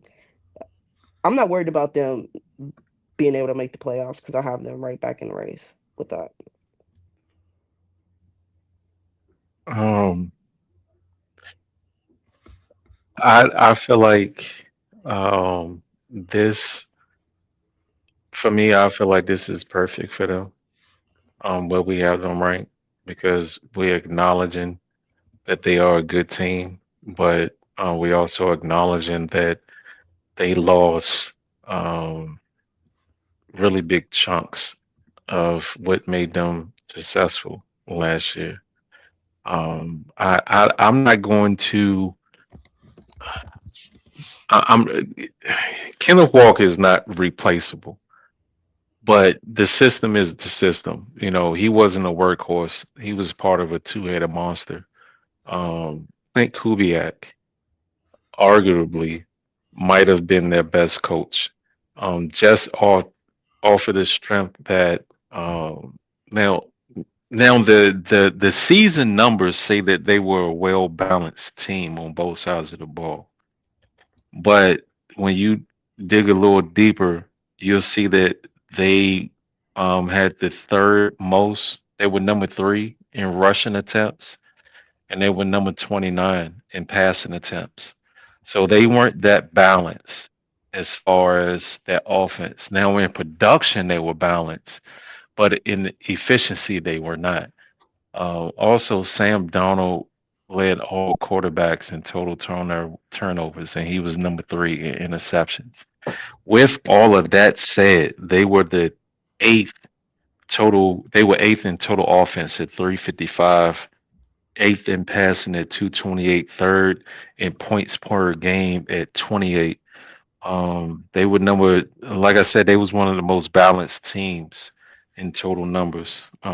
They got their top 10 in more stuff, in more stats than any other team in the league. They were number six in total defense at 285 yards per game, number 10 in total passing yards allowed at 193, number three in total rushing yards at 91, and number one in points per game allowed at 17. But like I said, Clint Kubiak isn't there anymore. He put together a magnificent game plan to hide Sam Donald. Well, I wouldn't say hide him because he did lead the league in interceptions. He was insulated very, very well because even with him leading the league in interceptions, they were still top three in points per game, and they were number one in points per game allowed. So I feel like he did a magnificent job with that lopsided offense because, like I said, they were number three in rushing attempts, but they were number 29 in passing attempts. So he was insulated very, very well. Play action was very, very effective.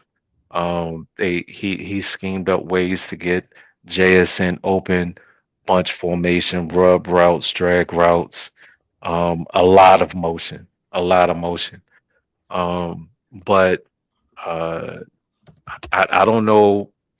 Their new offensive coordinator is our old tight ends coach, who's never been an OC on any level, high school, college, or pros. So I'm not going to say that he won't be successful because I don't remember Ben Johnson being offensive coordinator in college or high school. So I can't sit here and say that he won't do the same. But Ben Johnson is an anomaly. I do have questions, but out of respect for Mike McDaniel and that defense, I agree with them being top 10, right outside the top five at number six. I'm a lot lower on the Seahawks, honestly. I think the loss of Kubiak is a lot bigger than some people give it credit for. The year before when under Ryan Grubb. Now, granted, it was also Mike McDonald's first year, but the offense didn't look half as good, and defense was still really good, and team was just middle of the pack.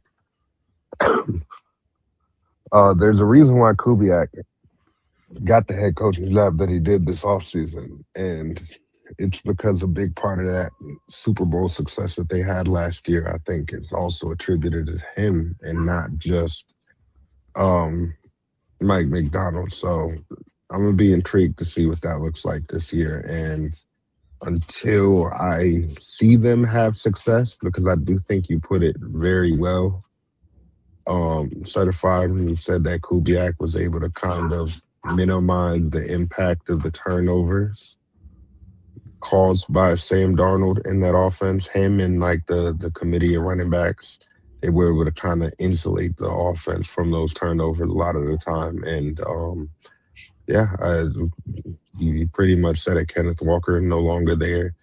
Kubiak now the head coach of the Las Vegas Raiders. It's gonna be interesting to see how that offense looks this upcoming season. Yeah, I kind of have to agree. I'm not as high on the Seahawks.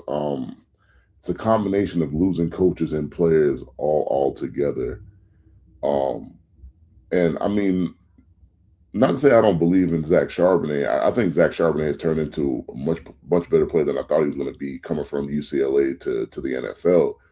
But the problem is he tore his ACL in the playoffs, and I mean, I know they drafted Jadarian Price, but he's a rookie as well, and so what you're asking is that if Zach Charbonnet is not ready to start the season, you're pretty much asking Price to carry the load. I mean, I think they signed Emmanuel Wilson too. So, but you're asking a young player to carry the load in the team where they most of the time they run the ball a lot. So I mean, JSN, like I expect JSN to play well. I don't expect anything different out of that.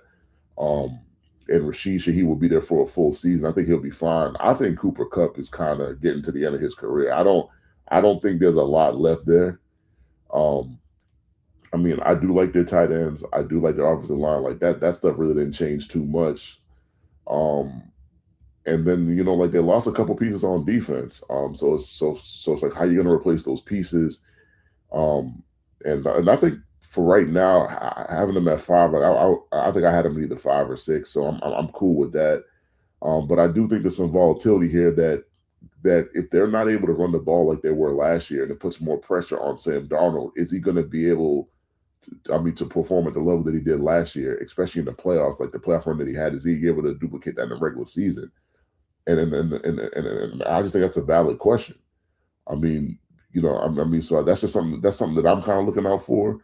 I mean, whether they make the playoffs or not, like I think it depends on. I mean, if the defense can kind of hold up in terms of, and I'm confident they can because of their coach Mike McDonald. I think Mike McDonald is kind of like a defensive wizard, so I think he can make the defense work. It's just, can the offense complement the defense enough to kind of get them where they want to go? I think that's my main question.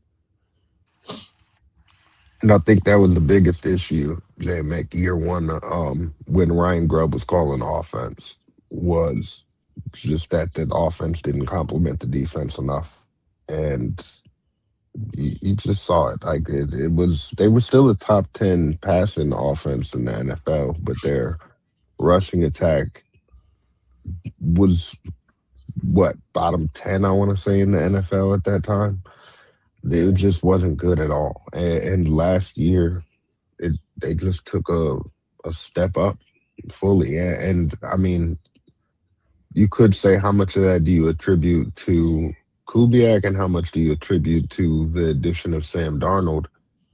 But like I said, I think there's a reason why Kubiak was one of the hottest names out there and is the Raiders coach now. So um, I just I'm taking a wait and see approach with the Seahawks. Do they have the talent? Yes, but I'm very hesitant with that team.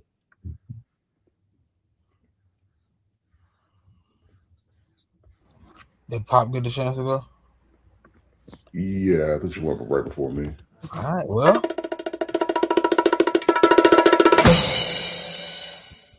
before we get into the top five, got an announcement, guys. Coming to you live starting Wednesday. Here we go, folks. Check down, family. The Check Down NFL division previews and predictions are locked and loaded. All 32 teams, every division, AFC and NFC, fully broke down with our official picks. Who's winning the division this season? Stay locked in. It's about to be good. So Wednesday, starting this Wednesday, the NFL division previews and predictions, division by division, man. We will be locked in. So y'all tap in with us and don't miss it. Post will be going out soon, man. So we'll be giving y'all updates as we get ready to bring our previews and predictions right before we get into the top five. So, how y'all feeling about us getting into these NFL division previews and predictions, man? I like it because now we have kind of some data just in regards to when games are being played, bye weeks, international games, stuff like that to take into consideration. Um, and honestly, it just means we're just that much closer for the season to start. So I'm happy. I feel like it's going to be a lot of interesting conversations. I'm kind of looking at this graphic right now, and what it shows me is that just the NFC is better than the AFC. Honestly, look at this graphic and tell me the NFC side not better. This NFC AFC debate is never ending.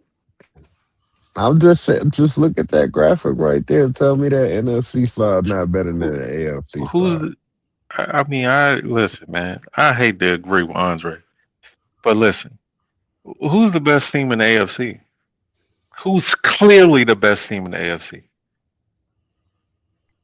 Look, I I think we can don't think look. there's any clear best I team. don't think it. Yeah, I don't think it's clear. I think you have a couple of candidates, but I don't think it's a Okay, who's the clear clear top three teams in the AFC? top three. I mean, I Well, probably look. How about this? How about we finish the top 10 and we My revisit this bad. conversation? My bad. Yeah. Nah, My I'm not bad. even because no, I think what you're saying is a good. You're going in the right direction. I feel like, and I agree You with see you. where I'm going with this? Yes, but Yeah. look, if we finish our actual 32 ranking, we can just use the logic of the ranking. We don't have to use our opinion on who the top three teams are. Who does our Mm. power ranking say is the top three teams in each? And then we can go from there. And then we could just look at, hey, which conference is ranked higher, which one is ranked lower. Because I feel like, man, I feel like the NFC is the better conference, honestly. And I'm here to prove a mission. I think they better at the top and they better overall. That's just me. But let's not get sidetracked. I tend to agree with you. I'm sorry, Mick. You know you're my I favorite mean, AFC East fan. I You know don't that, care right? about my conference. I care about the New Okay. England Patriots. I could give a damn Okay. who got the better conference, and my I know team is that's right. Super Bowl. That's all I care about. I don't care. That's why it looked the way it do when Drake made it get to the Super Bowl. You freeze up and don't know what to do. You play against a real football team. See, I mean, I rather that's my what first happened when you play against these real NFC football teams. We play real I'd rather football over my here in team the actually NFC. makes it to the playoffs than a We team that don't play that definitely cupcake can't ball get over there as there. a perennial top And 10 picker. Mm. as a reigning member of the reigning I'm sorry, I messed that up. As a current member of the reigning black and blue division, the NFC West, I would have to agree with Andre on this one. I'm sorry. Well, I mean, he ran into a defensive coordinator in McDonald that I just think was able to take advantage of a young quarterback being in like the highest, the most important game of his career. Like, I think that's just what happened with in that Super Bowl this year. Like, you just ran into a coach that knew how to take advantage of a pretty young team on the offensive side of the ball. And what I say They is, I gave mean, up I've in got a that team that can get to football the game, playoffs. So Pop. I Tell the mean, that's truth. all I They care about. gave up. Got playoff wins. So that's what I care about. I They mean, gave up in there are that some game, quarterbacks Pop. in the league that can get to the playoffs and they can't win playoff games. I, Look, How do you they win a I'm gave playoff not up going in to that put it on game. Drake May. They calling draws on third and long. That's giving up, dog. Well, It, that's that. it's I the was about to. second quarter. It's late in the second quarter. You calling a draw on third and long. You ain't even trying no more. Like you So just what was the conceded the Giants damn supposed to be game. calling the It did that playoffs? was just like Because no I remember look, I okay, didn't ha see the ha, the Giants in the Giants playoffs. aren't I good. don't What I'm know saying what is the still Giants were true. calling in the playoffs. Like what are we praising Okay, them that's cool. Everything you saying on? is cool. What I'm still saying is Oh no, facts. it's not You just gave cool. up in the Super Bowl. Oh man. Your It's team not gave up in the cool. Super Bowl. They said I quit in the Super Bowl. No, I mean they didn't quit. They didn't quit at all. They kept It playing. was like I mean they Space were down Jam in the 9 to Super nothing Bowl. You in the remember middle in of the Space quarter. Jam when they had that I'm not ball saying that transfer of the skill? Oh Sam man. Darnold is the new Drake May, and Drake May is the new Sam so Darnold. who is Jackson He was Oh Dart? out man. there seeing ghosts. So He who's was Oh Jackson out man. Dart? there The guy seeing that can't ghosts get to the out playoffs? there on the field. He was The guy Whoopi That man Goldberg. was that seeing ghosts, Jackson Dart man. is. Jeez. Hey, look, if he pop out with And mono he's this year, I not know about something. to make That's the all I'm playoffs saying. again. If he pop The out with production already mono happened. this year, They're I not know going to make the something. playoffs again. My team on there is going to make Yeah, the okay. playoffs. Oh man. Uh, Well, that got intense. No, I mean it's not all intense I at did all. was tell the Hey, truth. If the Smitty. product affects you, then that's just something else. Yeah, I'm I'm not here. saying. I was letting them have they back and forth. You know, what I mean, a little bit. You know, There really ain't no Uh, back and forth. we about to get into the top Playing. five, but no. I wanted to just say, like, I listen, man. I'm not a big Drake May fan, but you know, we can't sit here. I feel like he's getting praised and backhanded at the same time because people are saying that he folded, but then they want to talk about how young he is. Well, let's talk about his offensive coordinator putting him in the position that he was in. Like Josh McDaniel pissed his pants. Me and Smitty talked about that extensively at halftime. Do you remember that, Smitty? yes, I do, sir. Yeah, like if anybody folded in that Super Bowl, it was 100% Josh McDaniel. Yeah, but the one thing you could say about me is I've never talked about his age, man. Like the dude is in the NFL. He getting paid millions. I'm not giving him. I've given Drake May very few excuses for the playoffs. I really haven't given him many. I'm not giving him the injury excuse. I'm not giving him the age excuse. He just did not. In several of them games in the playoffs, he didn't play well. So I mean, he got to come back. He got to go in the lab like he been doing, and I mean, come back better. Like I'm not going to learn anything about the regular season from him because he had a great regular season last year. I mean, he was second MVP voting, so his regular season was fine. But he got to show the fan base that that his next step in the playoffs that he can come there and actually perform because his defense helped him tremendously in that playoff run, and I'll never deny that. Real quick, before we get into the top five, my last question is right. Who folded more? Josh McDaniels and Drake May in the Super Bowl or Diana Rossini and your head coach in their Oh marriages? man. Oh man. Well, I'll answer it with C. Oh, Your head coach the last 10 years of his coaching oh career. man. That's who's folded more, Oh god. and he's folded like a cheap suit. Yep. All right, let's do it, man. Coming up, top five. Let's start with number 5.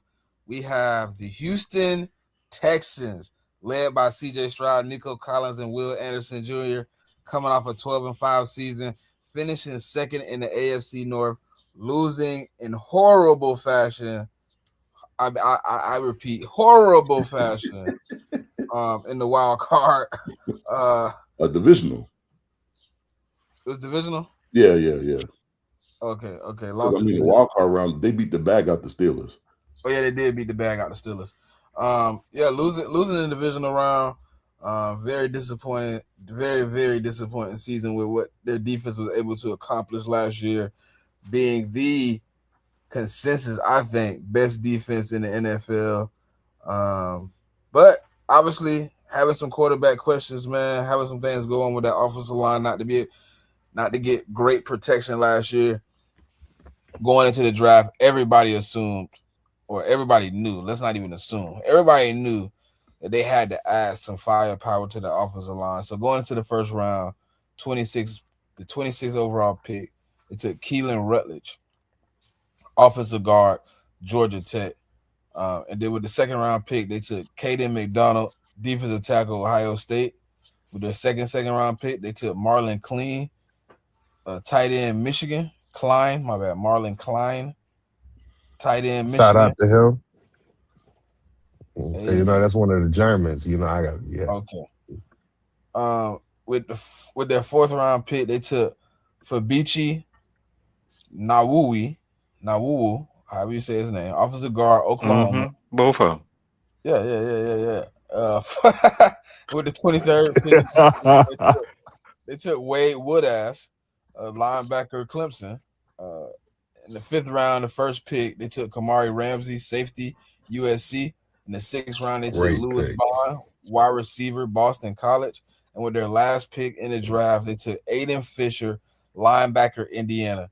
Yeah, and I do think that Kamari Ramsey in the fifth round was definitely a steal. But we have the Houston Texans coming in at number 5, man.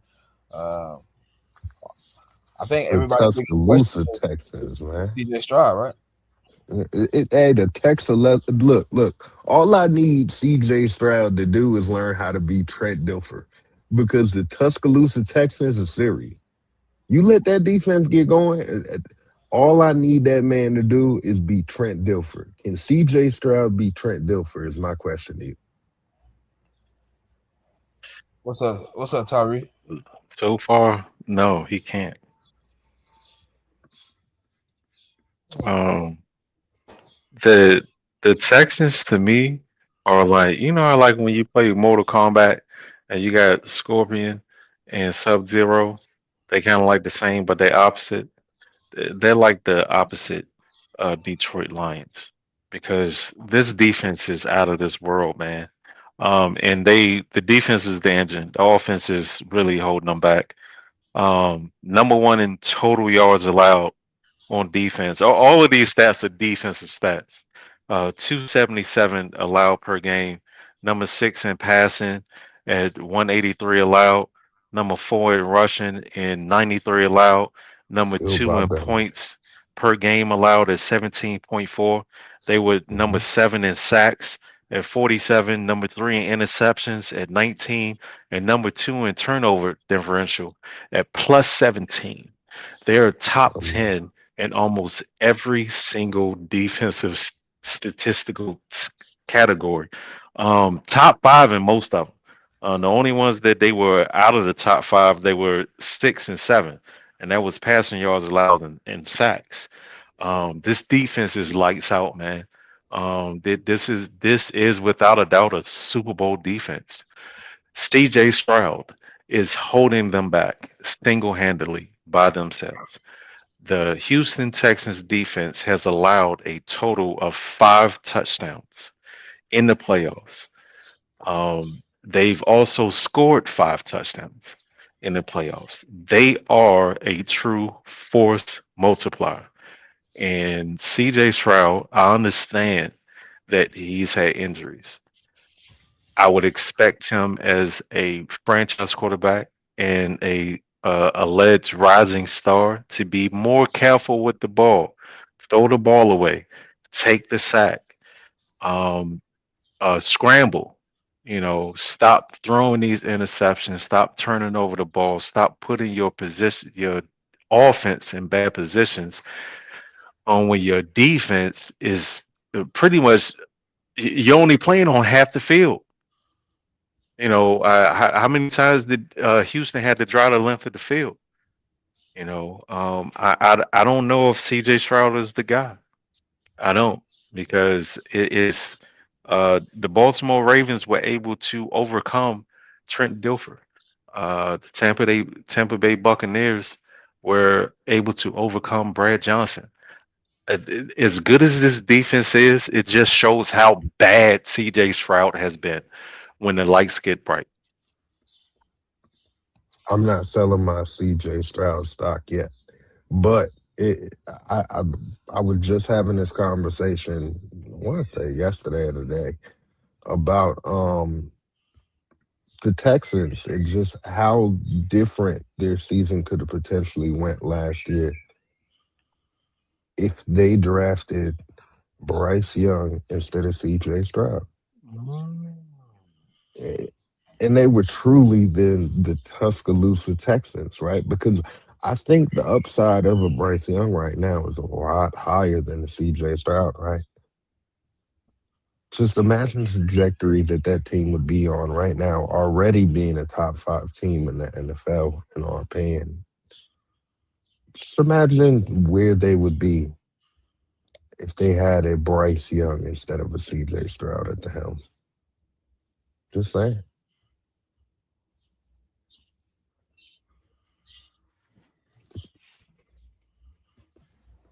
Pop.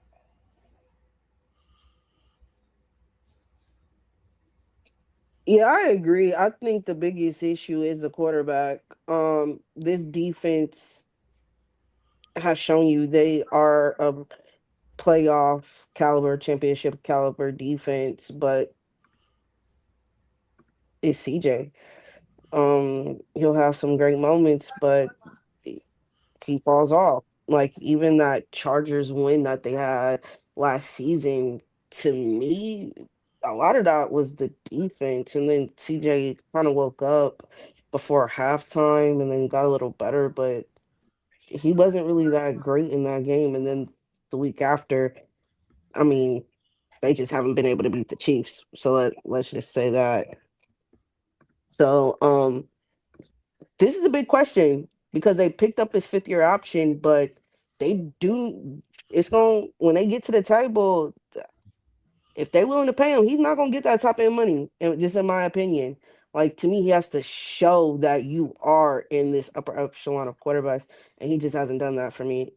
He's kind of had that rookie season, and it's just been that you haven't really grown, you haven't really elevated that. In some aspects, you've kind of downgraded just in your production and your talent in the talent that you shown in your rookie year that you had.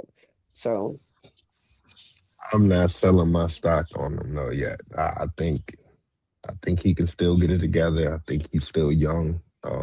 I think people give up on young quarterbacks a little too early nowadays.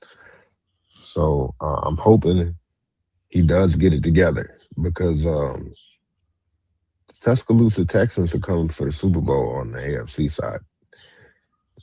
It's going to be a movie when you see the Giants and the Tuscaloosa Texans in the Super Bowl, or maybe it's the Lions and them, and it's the Tuscaloosa Bowl. Well, I don't even got to call it the Super Bowl no more. I agree. Oh, It's it's gonna be definitely going to beautiful. be a movie, like a Pixar movie, Oh, it's fictional. gonna be a movie. Yeah. Um, when I look at the Texans, I mean, defensively, I don't. There's not much you got to say. I mean, that to me is the best defense in the league. I don't think you can really argue that point. Like, I just think they're really talented on every level of that defense. So I don't really have any questions. I actually disagree with everybody saying. Like, I don't think the sole issue is C.J. Stroud. I think he's one of the main problems. I think the offensive line wasn't really that good last year either. Um, and I get it that they drafted Keelan Rutledge, and that's going to help them. I mean, they assigned Braden Smith, right tackle from the Colts, so that should sure like their tackle situation should be shored up with. I mean, Ursay and Braden Smith. They did sign Wyatt Teller, so I mean, he's a little bit older, coming over from the Browns. So kind of how this for me, it's the offensive line too. I think the offensive line last year wasn't really that great. CJ wasn't that great. And I think this offense has missed Tank Dell a lot. And I mean, Tank Dell is supposed to be coming back this year at some point. I'm not sure exactly when. Um, but I think Tank Dell coming back is going to make Nico Collins and like Jaden Higgins' job a lot easier. Like Tank before the injury, he was getting open pretty early. And I think that helped CJ Stroud out a lot. And like since Tank has been out, he hasn't really had a guy that's been able to get open quickly. And so I think that should help CJ a little bit. But the only problem with quarterbacks is once a quarterback gets shell shocked, it's very hard to reverse that trend. So kind of want to see CJ this year. I mean, he's going to a contract year, so this year is going to have a lot to do with whether he gets paid or not. And it's like I said with another team, like the defense is going to be strong. It's just can the offense complement the defense enough for them to get to where they want to go? And like that's the part I'm not sure about because also David Montgomery is going to be their starting running back, and then Woody Marks is going to be coming in on like passing downs and or things of that nature.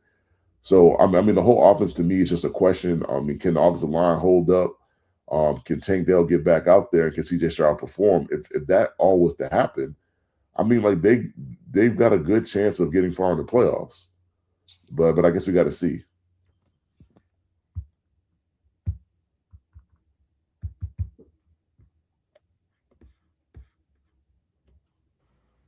Yeah. Okay. Yeah, you're right. First, hold on before we go. He said, Prime said, "Is there a reason we not 5? At least why we 6? I thought at worst we 5th best." I mean, who's this team? Seahawks. I mean, what's the difference between being 5 and 6? Well, no good, brother. I mean, you're still you're still a top 10 team. Yeah. I mean, as long as we're down at 15 or nothing. I mean, we ain't disrespect you. I mean, yeah. All right. Coming in at number 4, the team I'm gonna pack up week 17. San Francisco 49ers. Led by Brock Purdy, Christian McCaffrey, and Nick Bosa. Coming off a 12-5 season, finishing second in the NFC West, losing in the divisional round. Obviously, man, needed some help in the wide receiver room after last season, man. Brandon Ayuk obviously went down with an injury, didn't make it to play last season. Ricky Pearsall in and out with injury. I think Jawan Jennings just signed, so he won't be returning to the 49ers. So, man, coming off a season where, they could have used some offensive help, they go into the draft, and with the second round pick, first overall, they took Deshaun Stribling, wide receiver, Ole Miss. And then in the third round, they took Romello Height, edge, Texas Tech. With the second pick in the third round, they took Kalon Black, running back, Indiana. In the fourth round, they took Grayson Halton, defensive tackle, Oklahoma. With the second fourth round pick, they took Carver Willis, offensive tackle, Washington. With the third fourth round pick, they took Ephesians Trisot, cornerback, Washington. In the fifth round, they took Jaden Duggar, linebacker, Louisiana. And with their last pick, they took Enrique Cruz Jr., offensive tackle, Kansas. After the last season, man, coming off of a season where the offense just could have used a little bit of wide receiver help to maybe get a little things in motion. How we feeling about the San Francisco 49ers going into 2026? Well, I'm gonna be honest with you. I don't know much about this thing. I didn't see too many 49ers games last year, so I had to really dig deep to get an idea of what was going on. They were number 7 in total offense at 351 per game, number 5 in passing.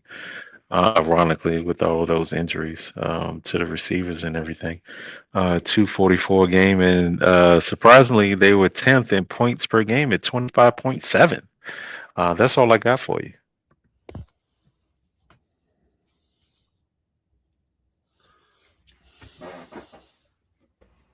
All right, anybody got some more review on the 49ers?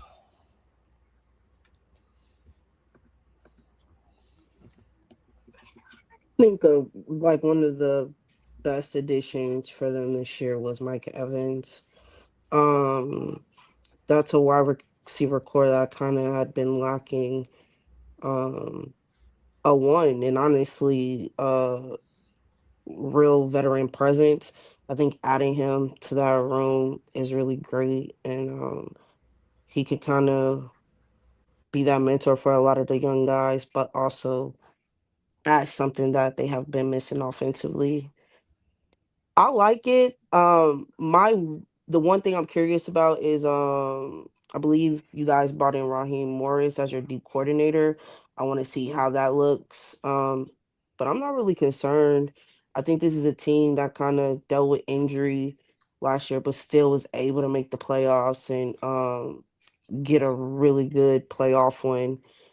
And I think they can be back in that position this year. I don't think it's going to be that much of a struggle, but health um, for Purdy, hopefully he's able to play through this season. But when he was down, we saw what Mac Jones was able to do with that offense. So I'm not really concerned with that. Yeah, I think the 49ers, they're kind of back in this race right now. You said they got a playoff win?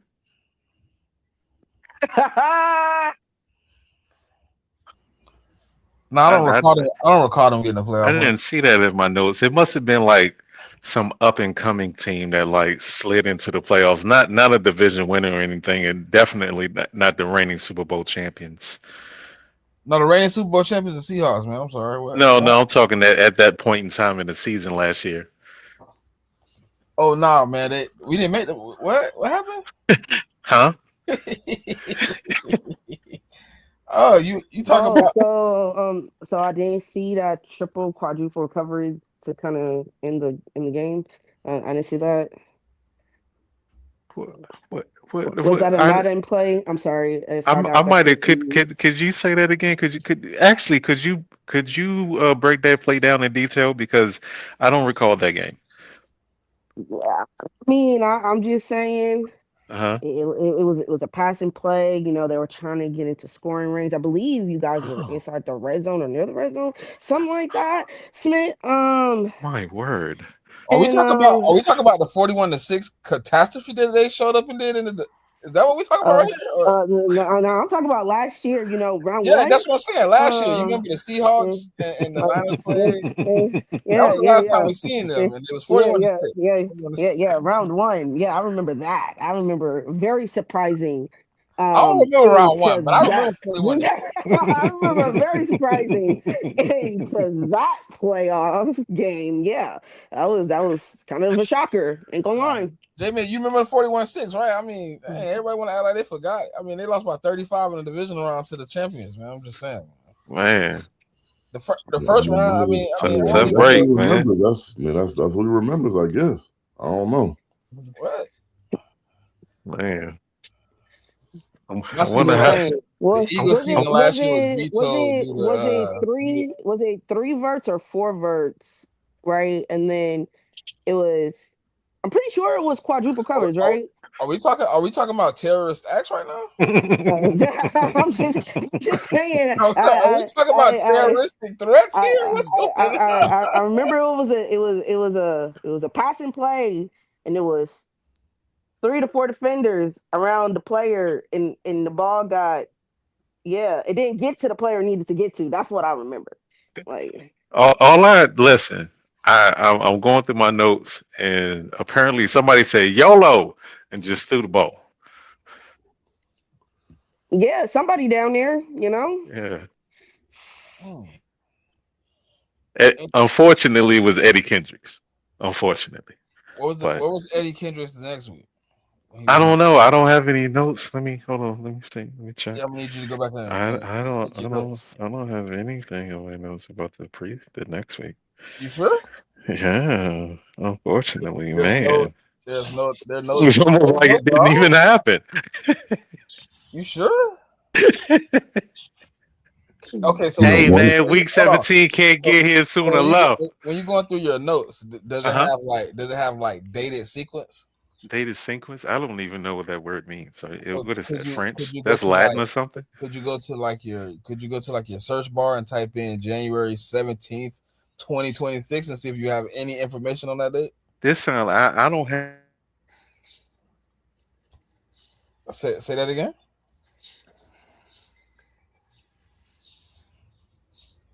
That was him telling you he don't have it. See, Oh, okay. So he lost half his paperwork to try to talk about my team. Okay, I get what's going on here. I get what's going on here. I well, can't look, wait to pack you up week 17. See I your merry way. still I Go think ahead. the secondary could be a cause for concern for the 49ers still, and they also have the most miles to travel of all teams in the NFL this upcoming season. So while they are one of the more talented teams in the NFL, that doesn't always translate to success. There's a lot of things that factor into success. So I think they are a very talented team, and I think they have the potential to go very, very far. But the margins are thin in football.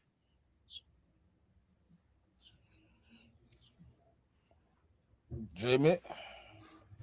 I mean, the 49ers are a perennial playoff team, pretty much. I mean, 1 year they missed, but I mean, you look at the last 5 years, they've made the playoffs, what, 4 out of the last 5 years? I mean, it's just, like, and even when they get injuries like they did last year, a lot of them, they still made a run to the playoffs. They won their wild card game. I mean, like, the division is hard, man. Like the NFC West, I mean, you have three teams that made the playoffs last year. One of them is the Super Bowl champs. And then the other team, the Rams, I mean, they made the conference championship game playing the Seahawks. Yeah. So I mean, it's just like that division is tough, but I still think the 49ers make the playoffs. I mean, Brock is a solid quarterback, man. Like, I mean, a lot of people have hate for him, but I mean, he does what the team needs him to do. I mean, he might not have the best arm in the world. He might not be the most flashiest guy, but I mean, he gets the team to where they need to go. My only concern is George Kittle. I mean, George Kittle, what he tore his Achilles, I believe it was, or is it Achilles or ACL, something like that, season-ending injury. So it's just how does he come back? I do like Jake Tongas though. Like he's a solid backup tight end. I mean, he might have to play the starter role until Kittle is back up to speed, but I think they'll be all right. Defensively, I mean, Dre Greenlaw's coming back, and then I mean Fred Warner's coming off injury. So as long as they can kind of stay healthy, they also got my guy Michael Williams as well, like their draft pick from the previous year's draft. So I mean, as long as they can get some health on that defense, man, I think this is going to be a really formidable team. And they're just going to be like they're always there, and I don't think that's going to change. I mean, like as long as the injuries doesn't ravage the team. All true. They're just getting packed up week 17. That's all. Man. That's okay. We're going to Santa Clara. We taking over Santa Clara. What? I mean, that's if either y'all got something to play for, though. Now, week 17, they better sacrifice it. They better go in there and punch them in the face. Okay. I'm just saying, like, depending on how the conference go, man, it just might not be nothing to play for, man. Just saying. We're gonna make them send the 49ers back to Germany, okay? Alrighty. Coming in at number 3, we have the Denver Broncos, led by Bo Nix, Cortland Sutton, and Patrick Surtain, coming off a 14-3 season, first in the AFC West, and a loss in the AFC Championship game. Some people argue a Bo Nix ankle away from a Super Bowl. Yeah, I ain't trying to hear that. No, that's what they said. They said the Patriots got lucky and played the worst quarterback to ever play in a playoff game in the history of the NFL. Well, I mean, to what you're saying, Smitty, we'll see how lucky they are week 17, man. We'll see how lucky that I mean my team was. Because I mean, we also played them week 17. Oh, so it might be 2 packs in the air. Okay, I hear you. Oh, and we definitely packing them up for sure. Oh man, we're gonna be smoking on Niner and Broncos. I wouldn't be too sure if I You was ain't you, old Jay, enough to man. smoke, I brother. don't know about all Oh that. no, I'm Backing sure. up. I mean, because we ain't going to Denver. They're coming to Foxborough. If we're going to Denver, Okay, I'll man. have to too. But they're coming here. Ooh. Well, All right, man, ain't nobody shaking in their boots going to Foxborough. Come on now. oh man. But going into the draft with no first and second round pick, with their first third round pick, the Denver Broncos took Tyler, defensive tackle, Texas A&M. In the fourth round, they took Jonah Coleman, running back, Washington. In the second with the second pick in the fourth round, they took Cage Casey, offensive tackle, Boise State. Uh, J Mick's favorite tight end in the fifth round, Justin Jolly, Yeah, North Carolina State.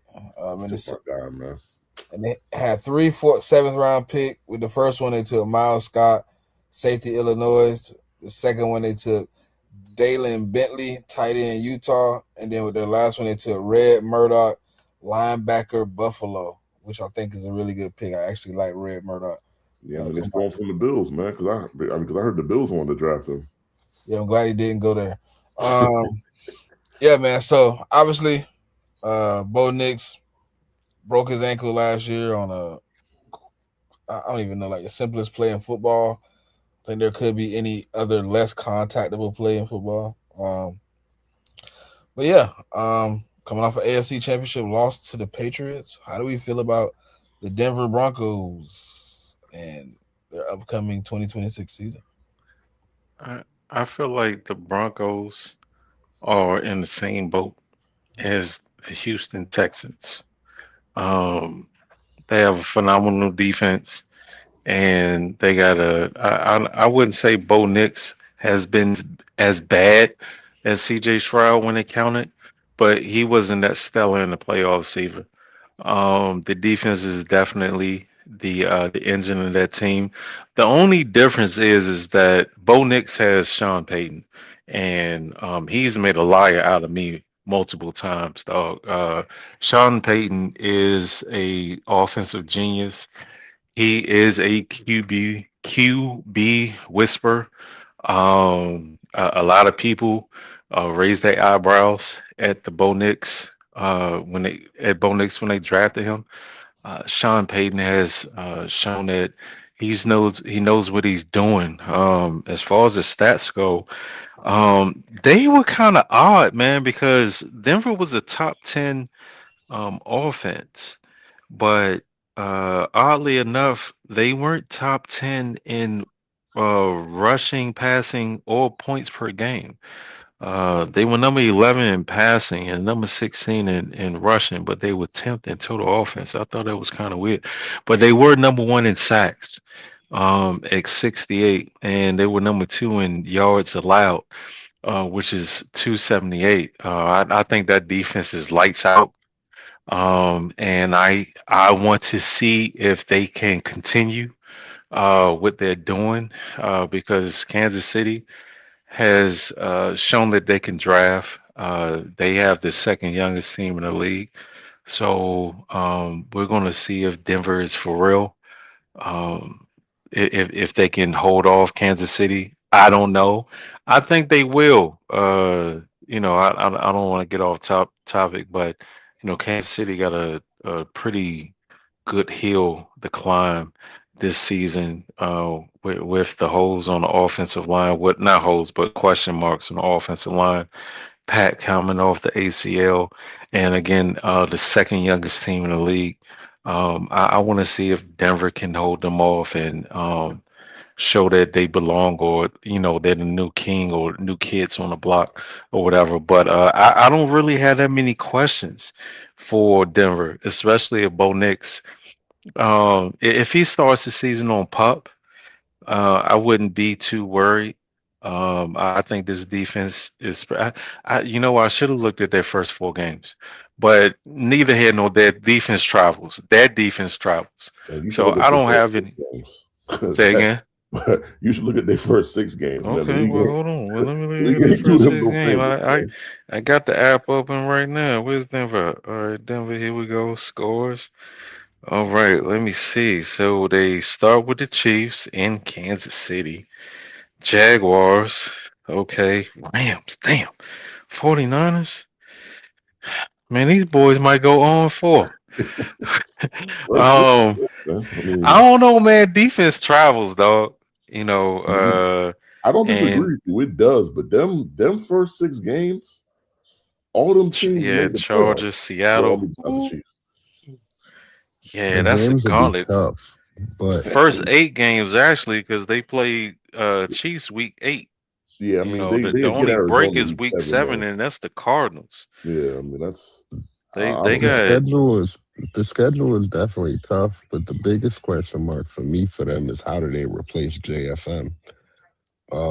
I think that they moved like a team that prioritized continuity over adding a whole lot in like the off season.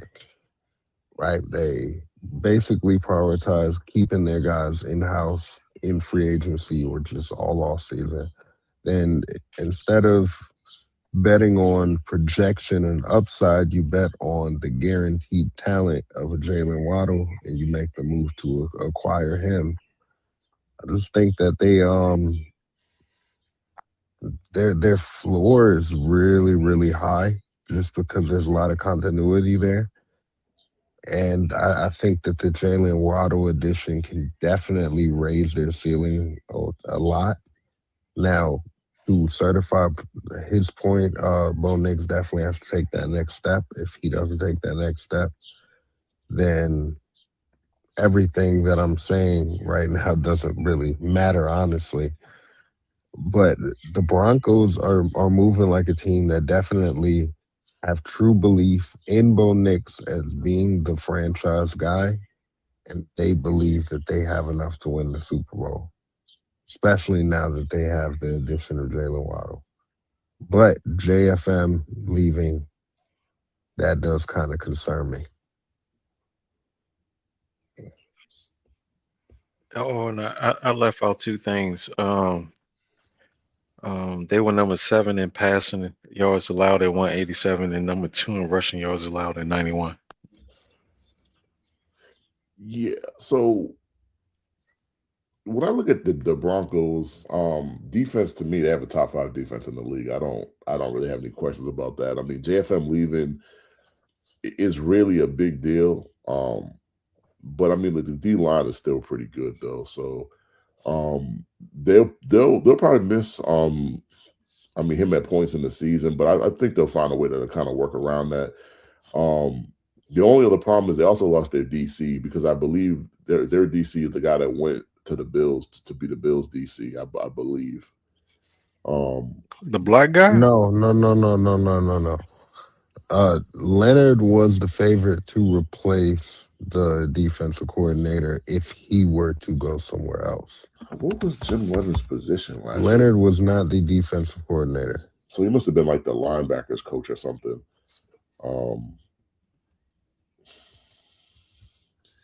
Yeah, I'm just looking it up. Yeah, he was the assistant head coach and pass game coordinator. Okay.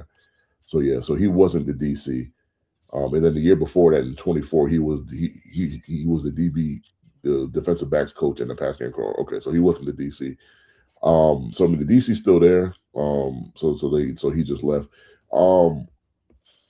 Defense, I think they'll be fine. I mean, like Pasatane is considered, one of the top 3 corners in the league, if not the top. I mean, like I like the defense a lot. To me, the defense is gonna be fine. I mean, you kind of seen it. You seen in the AFC Championship game, like the defense showed the ability to be dominant. The Bills games not so much. I just think watching both of those games, I just think the Bills game they just had a bad game and they faced a really good offense.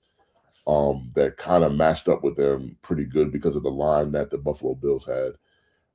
So defense to me is going to be another, it's going to be another top 5 year. I don't see that being any different.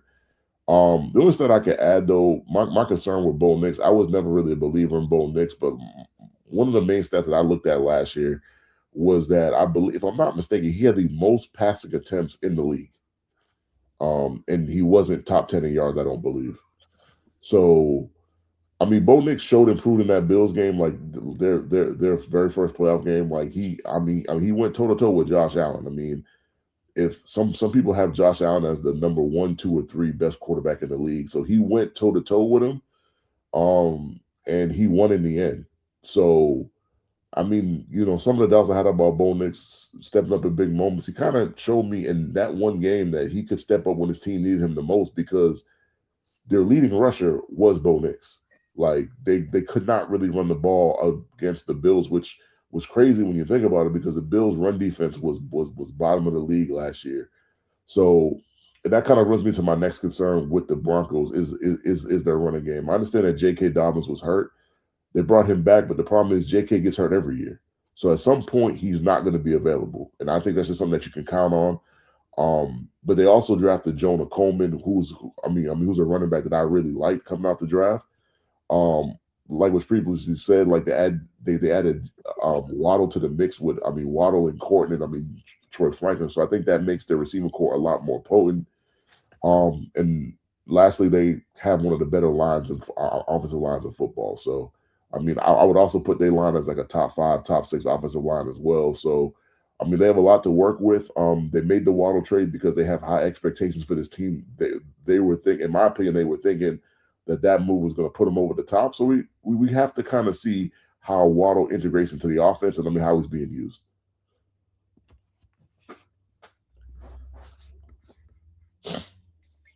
Yeah, I'll say the one question I do have is when will Bo Nix be available for this team? I think we saw like when he wasn't in the game how that kind of worked out for them. But I do think a healthy Bo Nix, yeah, we don't know what a healthy Bo Nix would have done against the Patriots in the playoffs, but I do think he is their best chance to win. Um, like that division is kind of interesting because you have the Chargers adding more pieces. Pat, he's going to be back at some point in the year, and they've kind of added some talent. I'll say Denver does have a good chance to repeat as division winners. I just think it's going to be very tough um, without Bo Nix.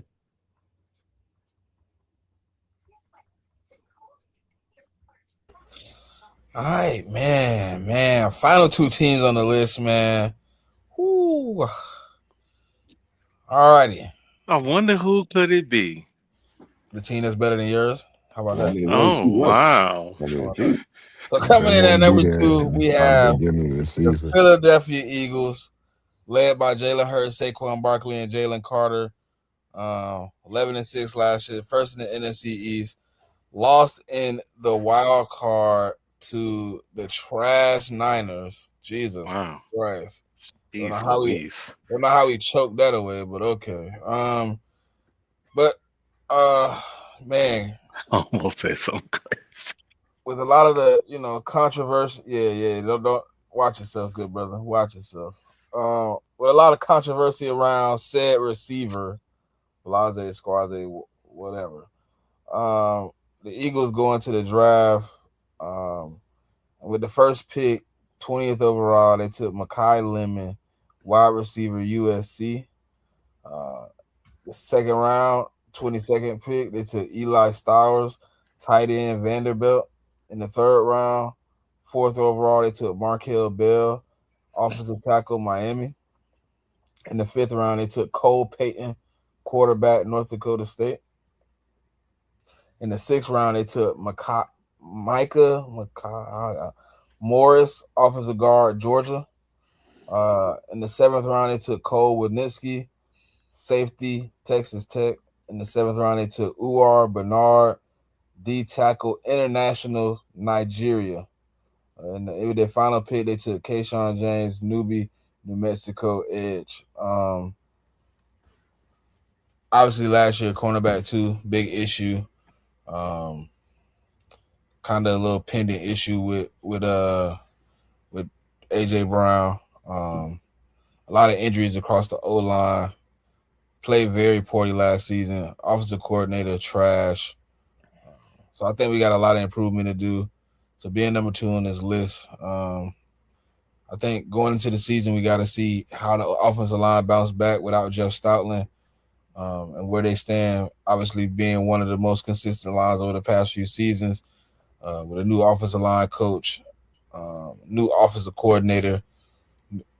Pretty much new offensive staff in general. Got to see how the offense reacts and how they come out playing football under a new regimen with more of a Sean McVay type scheme. But last year, the defense obviously played played up the par, but the offense just was not complimentary. Played some very poor second halves last year, multiple second halves where we didn't score any points and didn't accumulate many yards. So coming into this season, looking to bounce back and see some better things from the offense. But Makai Lemon, I think, is a great addition to what Sean Main, as the offensive coordinator, is going to want to do, utilizing some of his quick burst speed and short route ability to get some of those faster plays, get the ball out of Jalen Hurts' hands faster, see if we can get our running game back to where it was in previous seasons. Not saying it has to be the 2,000-yard season we had in 2025, but something sustainable where you keep defense honest, and they understand that they have to respect the passing and the running game. But yeah, man, a lot of improvement to do going into the 2026. I feel like they were my number one team. I feel like on paper, when you line up the talent on offense and defense, I don't think that it's close. I feel like the Rams are close on offense, but not close on defense. Same thing with Detroit. I feel like they're close on offense, but not close on defense. And same thing with Denver and Houston. They're close on defense, but we're close on offense. Um, I don't know what happened to Philly last year. Because this is definitely not the offense that we saw 2024 at all. It wasn't even close. Philly wasn't top 12 in anything. Total yards, passing yards, rushing, or scoring. They were with all of that talent that they do have on offense. You got Saquon, you got Jalen, AJ Smitty, Goddard. They got one of the best offensive line, if not the best offensive line in the league. They say it was the offensive coordinator, but we'll see. The defense was the engine of this team. They were number 5 in points allowed at 19.1, number 7 in turnover differential at +6.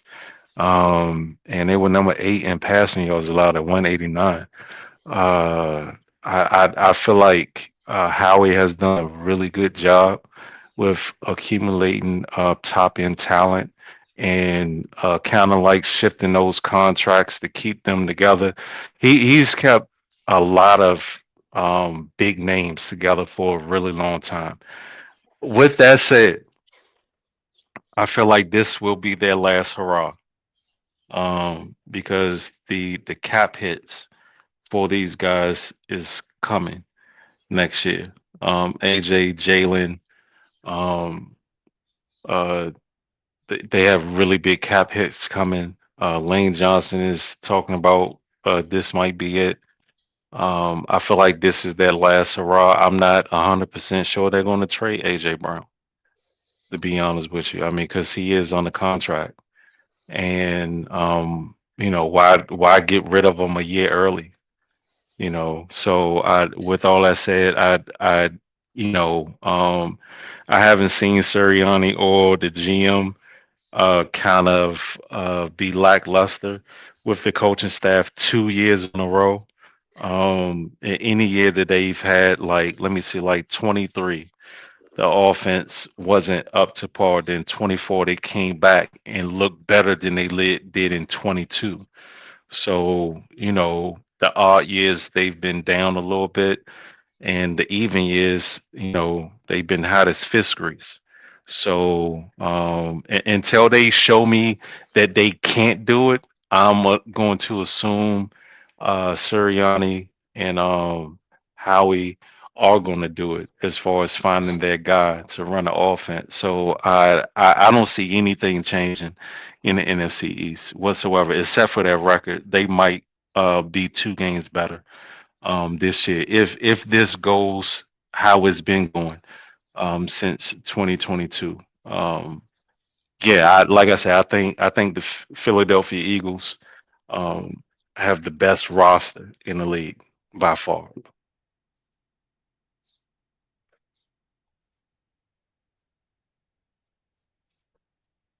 Yeah, I think the Eagles, it was kind of a down year. You can point to coaching being the reason why.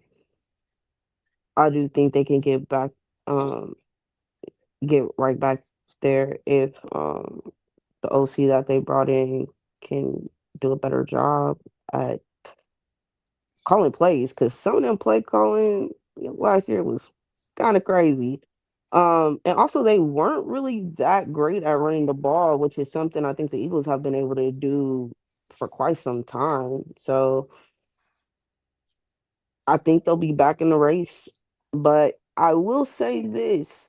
I want to see what that offensive line like becomes, like how that looks. I know Lane's kind of getting up there. He came back.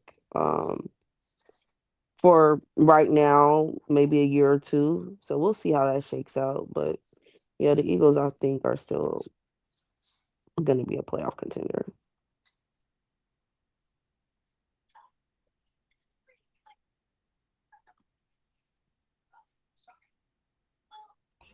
Jamie, you muted.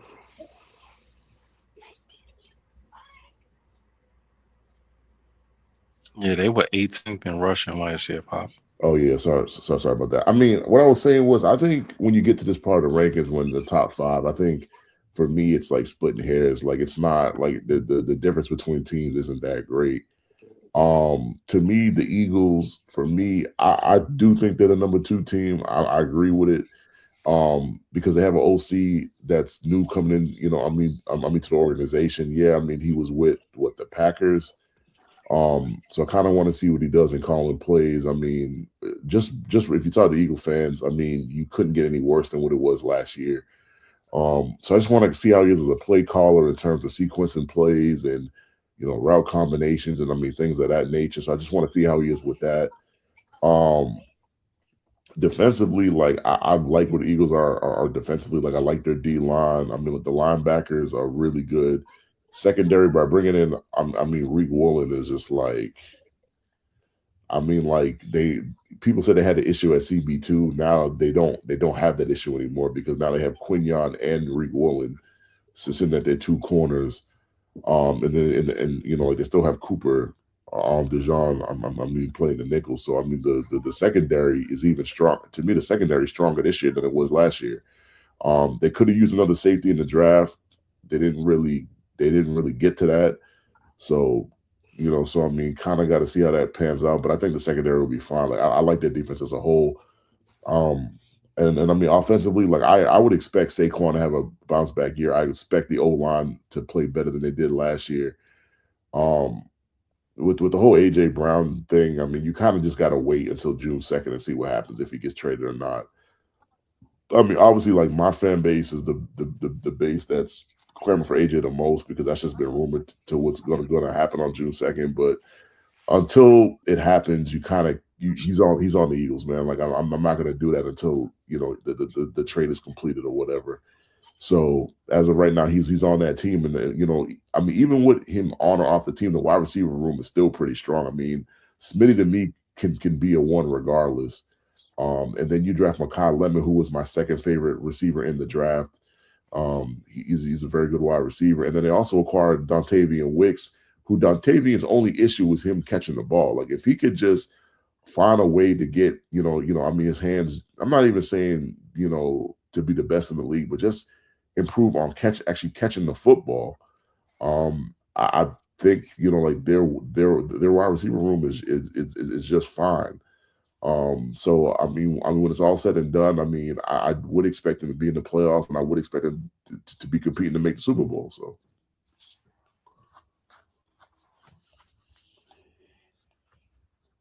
My fault. I was just reading on the sidelines a little bit. AJ Brown will not be an Eagle by the time the season comes around, and I agree with Certified. If y'all gonna win, do it again this year because if not, the decline is on the horizon. I got questions about the offensive line.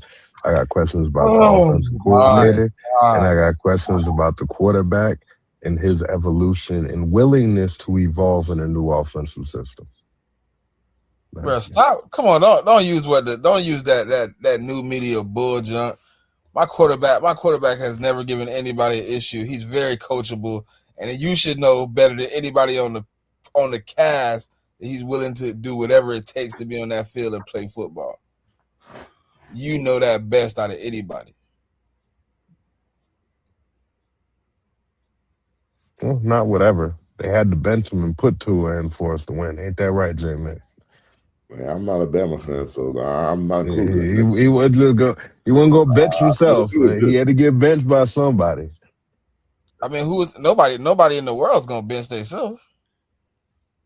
That'd be crazy. But yeah, man, come on, don't do that. You know he coachable, bro. Come on now. He come from Saban, bro. He loyal to the soil, man. But we're gonna beat the Giants, so no matter how many questions you got, you might want to have more questions about those little guys that play in New Jersey over the Eagles, But just saying. And your underachieving coaching staff from what Certified told me. I said it was a medley of mediocrity. Oh, okay. medley is crazy. Okay. That's That would wild. make your head coach a chronic underachiever too, right? Oh, brother. I'm just asking. All right. Coming in at number one. Drum roll, please. We have the LA Rams coming off of 12-5 season, led by Matthew Stafford MVP with Puka Nakua, Jared Verse. Lost the NFC Championship game. Man, they went into the draft, obviously everybody thinking that they would all add some type of offensive help, and they did, just not in the form of a skill player. They added Ty Simpson, quarterback, Alabama, 13th overall. With their second pick, they took Max Clare, Ohio State tight end. In the third round, they took Kagan Trost, offensive tackle, Missouri. In the sixth round, they took C.J. Daniels, wide receiver, Miami. And with their final pick, they took Tim Keenan, the third, defensive tackle, Alabama. Obviously, man, everybody thought that 13th overall pick was definitely going to be a high talented offensive player that can come in and help them get over the top in the Not 2026 season. everybody. Not everybody, but most people thought they would get something that could help them this season with Matthew Stafford coming off his first MVP season. But they decided that having the quarterback of the future is more important than a skill position. So, how are we feeling about the Rams, our number one early power rankings team? Let me see. The Rams. Um, I feel like the Rams got some Philly magic going on. They're trying to take advantage of their window.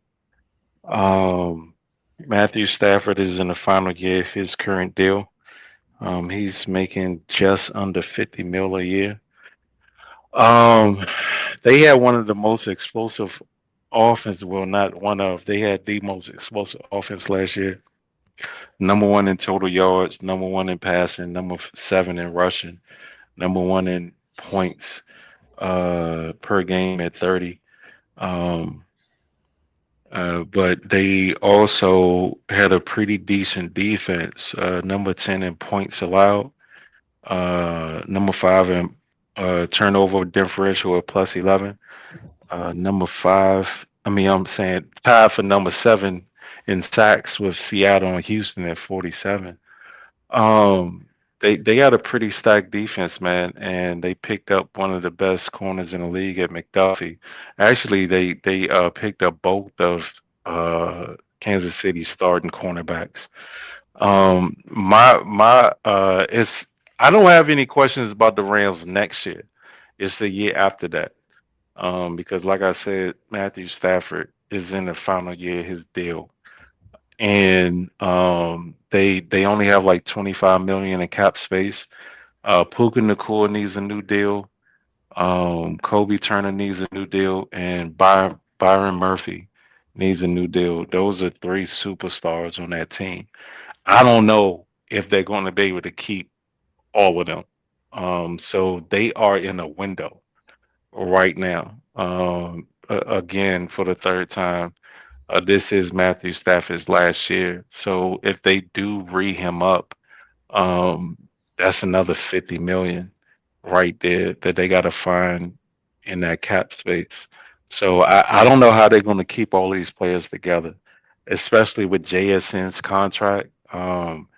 And he getting like 45 per year, something like that. If I'm LA, I need to get that contract done sooner than later. Because if Puka Nakua has another year like he had next year, he might crack 50 a year, like no bull. Well, is And Puka Nakua going to be on the field next year? why wouldn't he? If he going through some issues and checked himself into rehab? Yeah, Man, he but was in rehab for a day. Puga's Um, also going into his last year of the deal this year. So if he steps on the yeah, field next year, that means he'd either have to be franchised or have to give him a new contract. yeah. What's the is the window still open for what's the deadline for franchise tags? Well, he can't be It's franchised this year. closed. Yeah, it's Yeah. closed. Oh, I'm okay, talking about next year, and I'm not talking about this year. Yeah, okay, because Because remember Puka was a late round pick, yeah, so he was his the first contract round. is up after yeah, season, so he needs to get an extension. And I'm yeah, gonna say this: I think they should do it sooner rather than waiting until the end of the year because yeah. that bag might go up. Cause him, Kobe Turner, and Byron Murphy were drafted in the same draft, and they were all uh the two defensive guy were third round picks, and I think Puka was a fourth. So it's no fifth year option. So like I was saying, them four players, if you include Stafford, man, if they don't get it done this year, I don't know how they keep. I don't know how they keep all four of them. With they are extremely top heavy.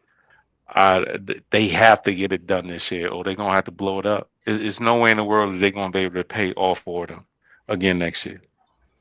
Hey, speaking of Well, top heavy, well, go ahead. Go ahead. I was gonna say I disagree because if they win and then Stafford retires, I mean they could pay all those players because they got Todd Simpson just sitting there. I mean, essentially you would be going into his second year as a under the rookie contract. So I mean, obviously he's not as good as Stafford is, but I mean that would give them a lot of flexibility to pay those players that you're talking about. All four of them? I mean, it depends how much money they're asking for. I mean, that's really what it depends on. Man, Because I no. mean, like, I mean, all those guys are not going to ask for at the top of their positions. Obviously, Puka Why is. wouldn't they? Um, I mean, some of the defensive players, I just don't. I just don't feel like like some of them, like what Jared Verse. I mean, Jared Verse been up and down, so like, I I'm mean, not. he's still in his rookie deal, so that don't Yeah, he but don't like, count. but we're talking about extending him. Like, I'm not giving him Miles Garrett kind of money. Like, I'm not giving him the top of his position kind of money. Like, I'm But not. I'm talking about Byron Murphy and Kobe Turner. Byron Murphy and Kobe Turner. I mean, I mean, like they might get close to the top of their like yeah, but Kobe's an edge, right? One playing a 3-4. Uh-huh. I mean, like I said, like I don't think Kobe's not gonna get 40 million. Like he's not I getting that. mean, I don't see why he wouldn't. He's their sack leader. He's gotten double digit sacks 2 years in a row. So you think he's gonna get 40 million? He's going to get close to it. They He, they are right now. They are their two best defenders on that team. yeah, but I don't Kobe, know what McDuffie looks like in this system, so I can't count him. I know what Byron yeah, but Murphy only and Kobe proven Turner looks like in this system, and they are without a doubt their two best defensive players. and I mean Kobe Turner has never had a double digit sack season. Oh, where Never. was Byron Murphy then? Well, Well, one of them had 10 last year. and you mean Byron Young? Yeah, Murphy played for Seattle. Byron Young, my bad. Byron Young has had one double-digit sack season in his Oh, whole career, which last year, was last year with 12. But the two previous 12. years were Okay. 8 and 7.5. So I'm saying like they'll get paid, but I don't either one of these guys. I don't think either one of them is going to get 40 annually per year. I don't see Well, that. I mean, you looking at it from a league's perspective. I'm looking at it as their value to the Rams. Yeah, but for me to Now on the open market, would they get that? Probably not. But his value to the Rams is higher than what his value is to the league. yeah, but for me to pay you that kind of money, I got to think that there's another team that could lure you away. And obviously, if you're on my team and you're not a free agent, then Mhm. it's like like it's not the same as going to the free market and going for the highest bidder. It doesn't work the same. Like I said, like I think they'll get paid. I just don't think they're going to get top of their position money, like at the very top. That's all I'm saying. Let's But see. besides the money issue, Rams to me was number one team. To me, they strengthened their weakness. Their weakness was the secondary, especially the cornerback situation. I mean, like they pretty much took both Chiefs corners.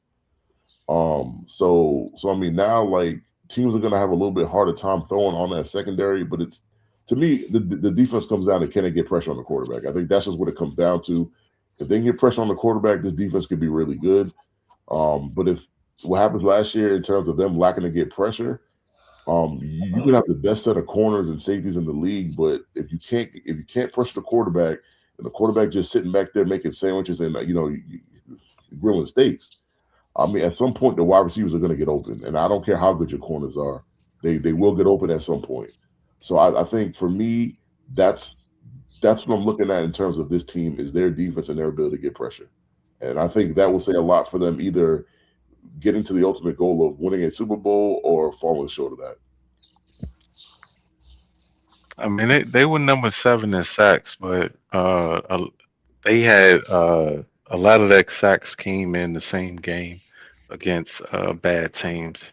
So they didn't get a lot of pressure when it mattered, especially in the postseason.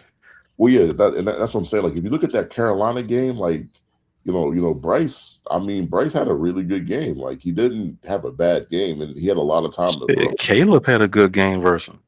Yeah, so I mean, like every quarterback that went against them had a good game. A lot of quarterbacks in the regular season had good games against them. Yeah. So it's just like I think with them upgrading the secondary, that's going to help them. But I think what's going to make or break this team is I mean how they can get pressure on the quarterback.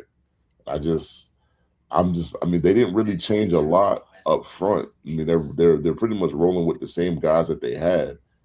I don't. I'm looking at the depth. I don't see a lot of new guys in the front, in front four, and front seven. So I mean, hopefully, maybe they, can scheme it up better this year than last year or something. I'm not sure, but I just think that's going to make or break their team. Smitty, can you pull up our full graphic again one more time real quick, please? Because I was looking at something and we were having a conversation earlier, and you see Rams, Eagles, Niners, Seahawks, Bears, Lions, Giants, Panthers, Packers. That's the top half of the league, and if you look at it, there's way more. Or there's not way.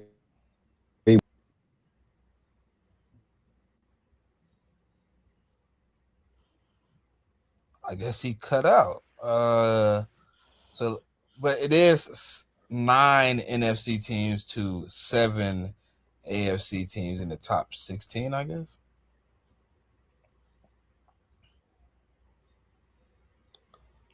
Where I'm assuming he's headed. I thought he was going to do the top 5. But No, he's probably going to cut it off to the top 10, probably. I don't know what just happened to his internet, though. He said his laptop died. Oh, man. Ouch. I'm going to give him a second to get back in here. I mean, even if you do the top 10, there's 6 NFC teams in the top 10, and there's 4 AFC teams. So, There he is. You got 2 AFC at the bottom. but that's still top 10. I mean, that's Yeah. Okay. I mean, we ain't talking about like 31 and 32. I mean, I'm just saying they make look the Rams, the Eagles, and it's a lot of teams, man, for the NFC side. That AFC side, eh, y'all all right over there. Y'all ain't nothing special though. I mean, at the end of the day, I don't. You think I'm cheering for the Bills and the Ravens to do well? You think I'm cheering for the Texans and the Broncos to do well? No, I'm not. I'm cheering for one out of 32 teams to do well, and that's the New England Patriots. I don't care about the conference. I'm gonna be completely honest. I care about the Patriots. So I mean, if we Just do know that get back to the playoffs with 11, 12 wins, then that's gonna make me happy. The Bills getting 14 wins, or the Ravens getting 13 wins, or the Broncos, that doesn't do anything for me. It absolutely nothing. just know that the NFC teams, by the time the playoffs come around, are battle tested, unlike those weak teams in the AFC. Which is a bunch of crap, because AFC teams still got to play NFC teams. So what does that mean? We still got to play the Seahawks. I mean, we still got to play the whole NFC North. So there are NFC teams that the Bears too. We play them too. So I mean, we still play a good chunk of NFC teams. NFC North. Yeah, that's the division that the AFC East has to play. The NFC North. Yeah, them boys is boo boo.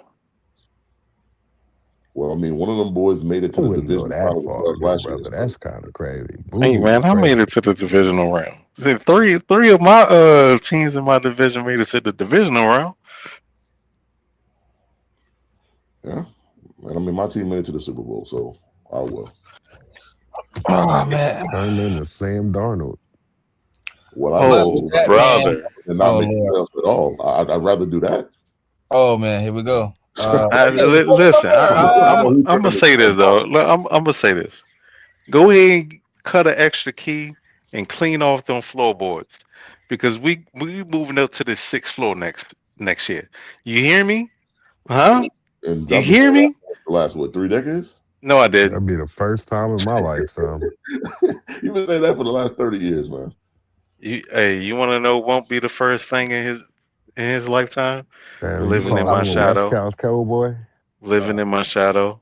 You calling him a West he was Coast Cowboy, born in the shadow. You said okay. Years his year. What Bane say? You only adopted it. I was born in the shadows. That's Dre. All right. Well, for everybody, hey, don't forget, starting Wednesday, divisional previews and predictions, man. We loaded.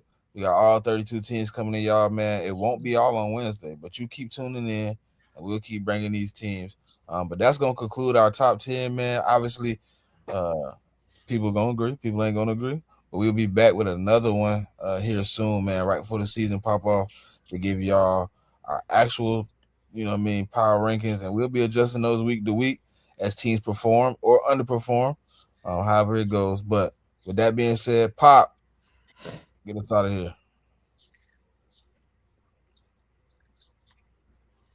Always remember to follow the YouTube page, like, comment, subscribe, hype. Follow the CheckDown Twitter page. Always remember to tell a friend, and we'll tap in with y'all next Saturday at 11:15 Eastern Standard Time.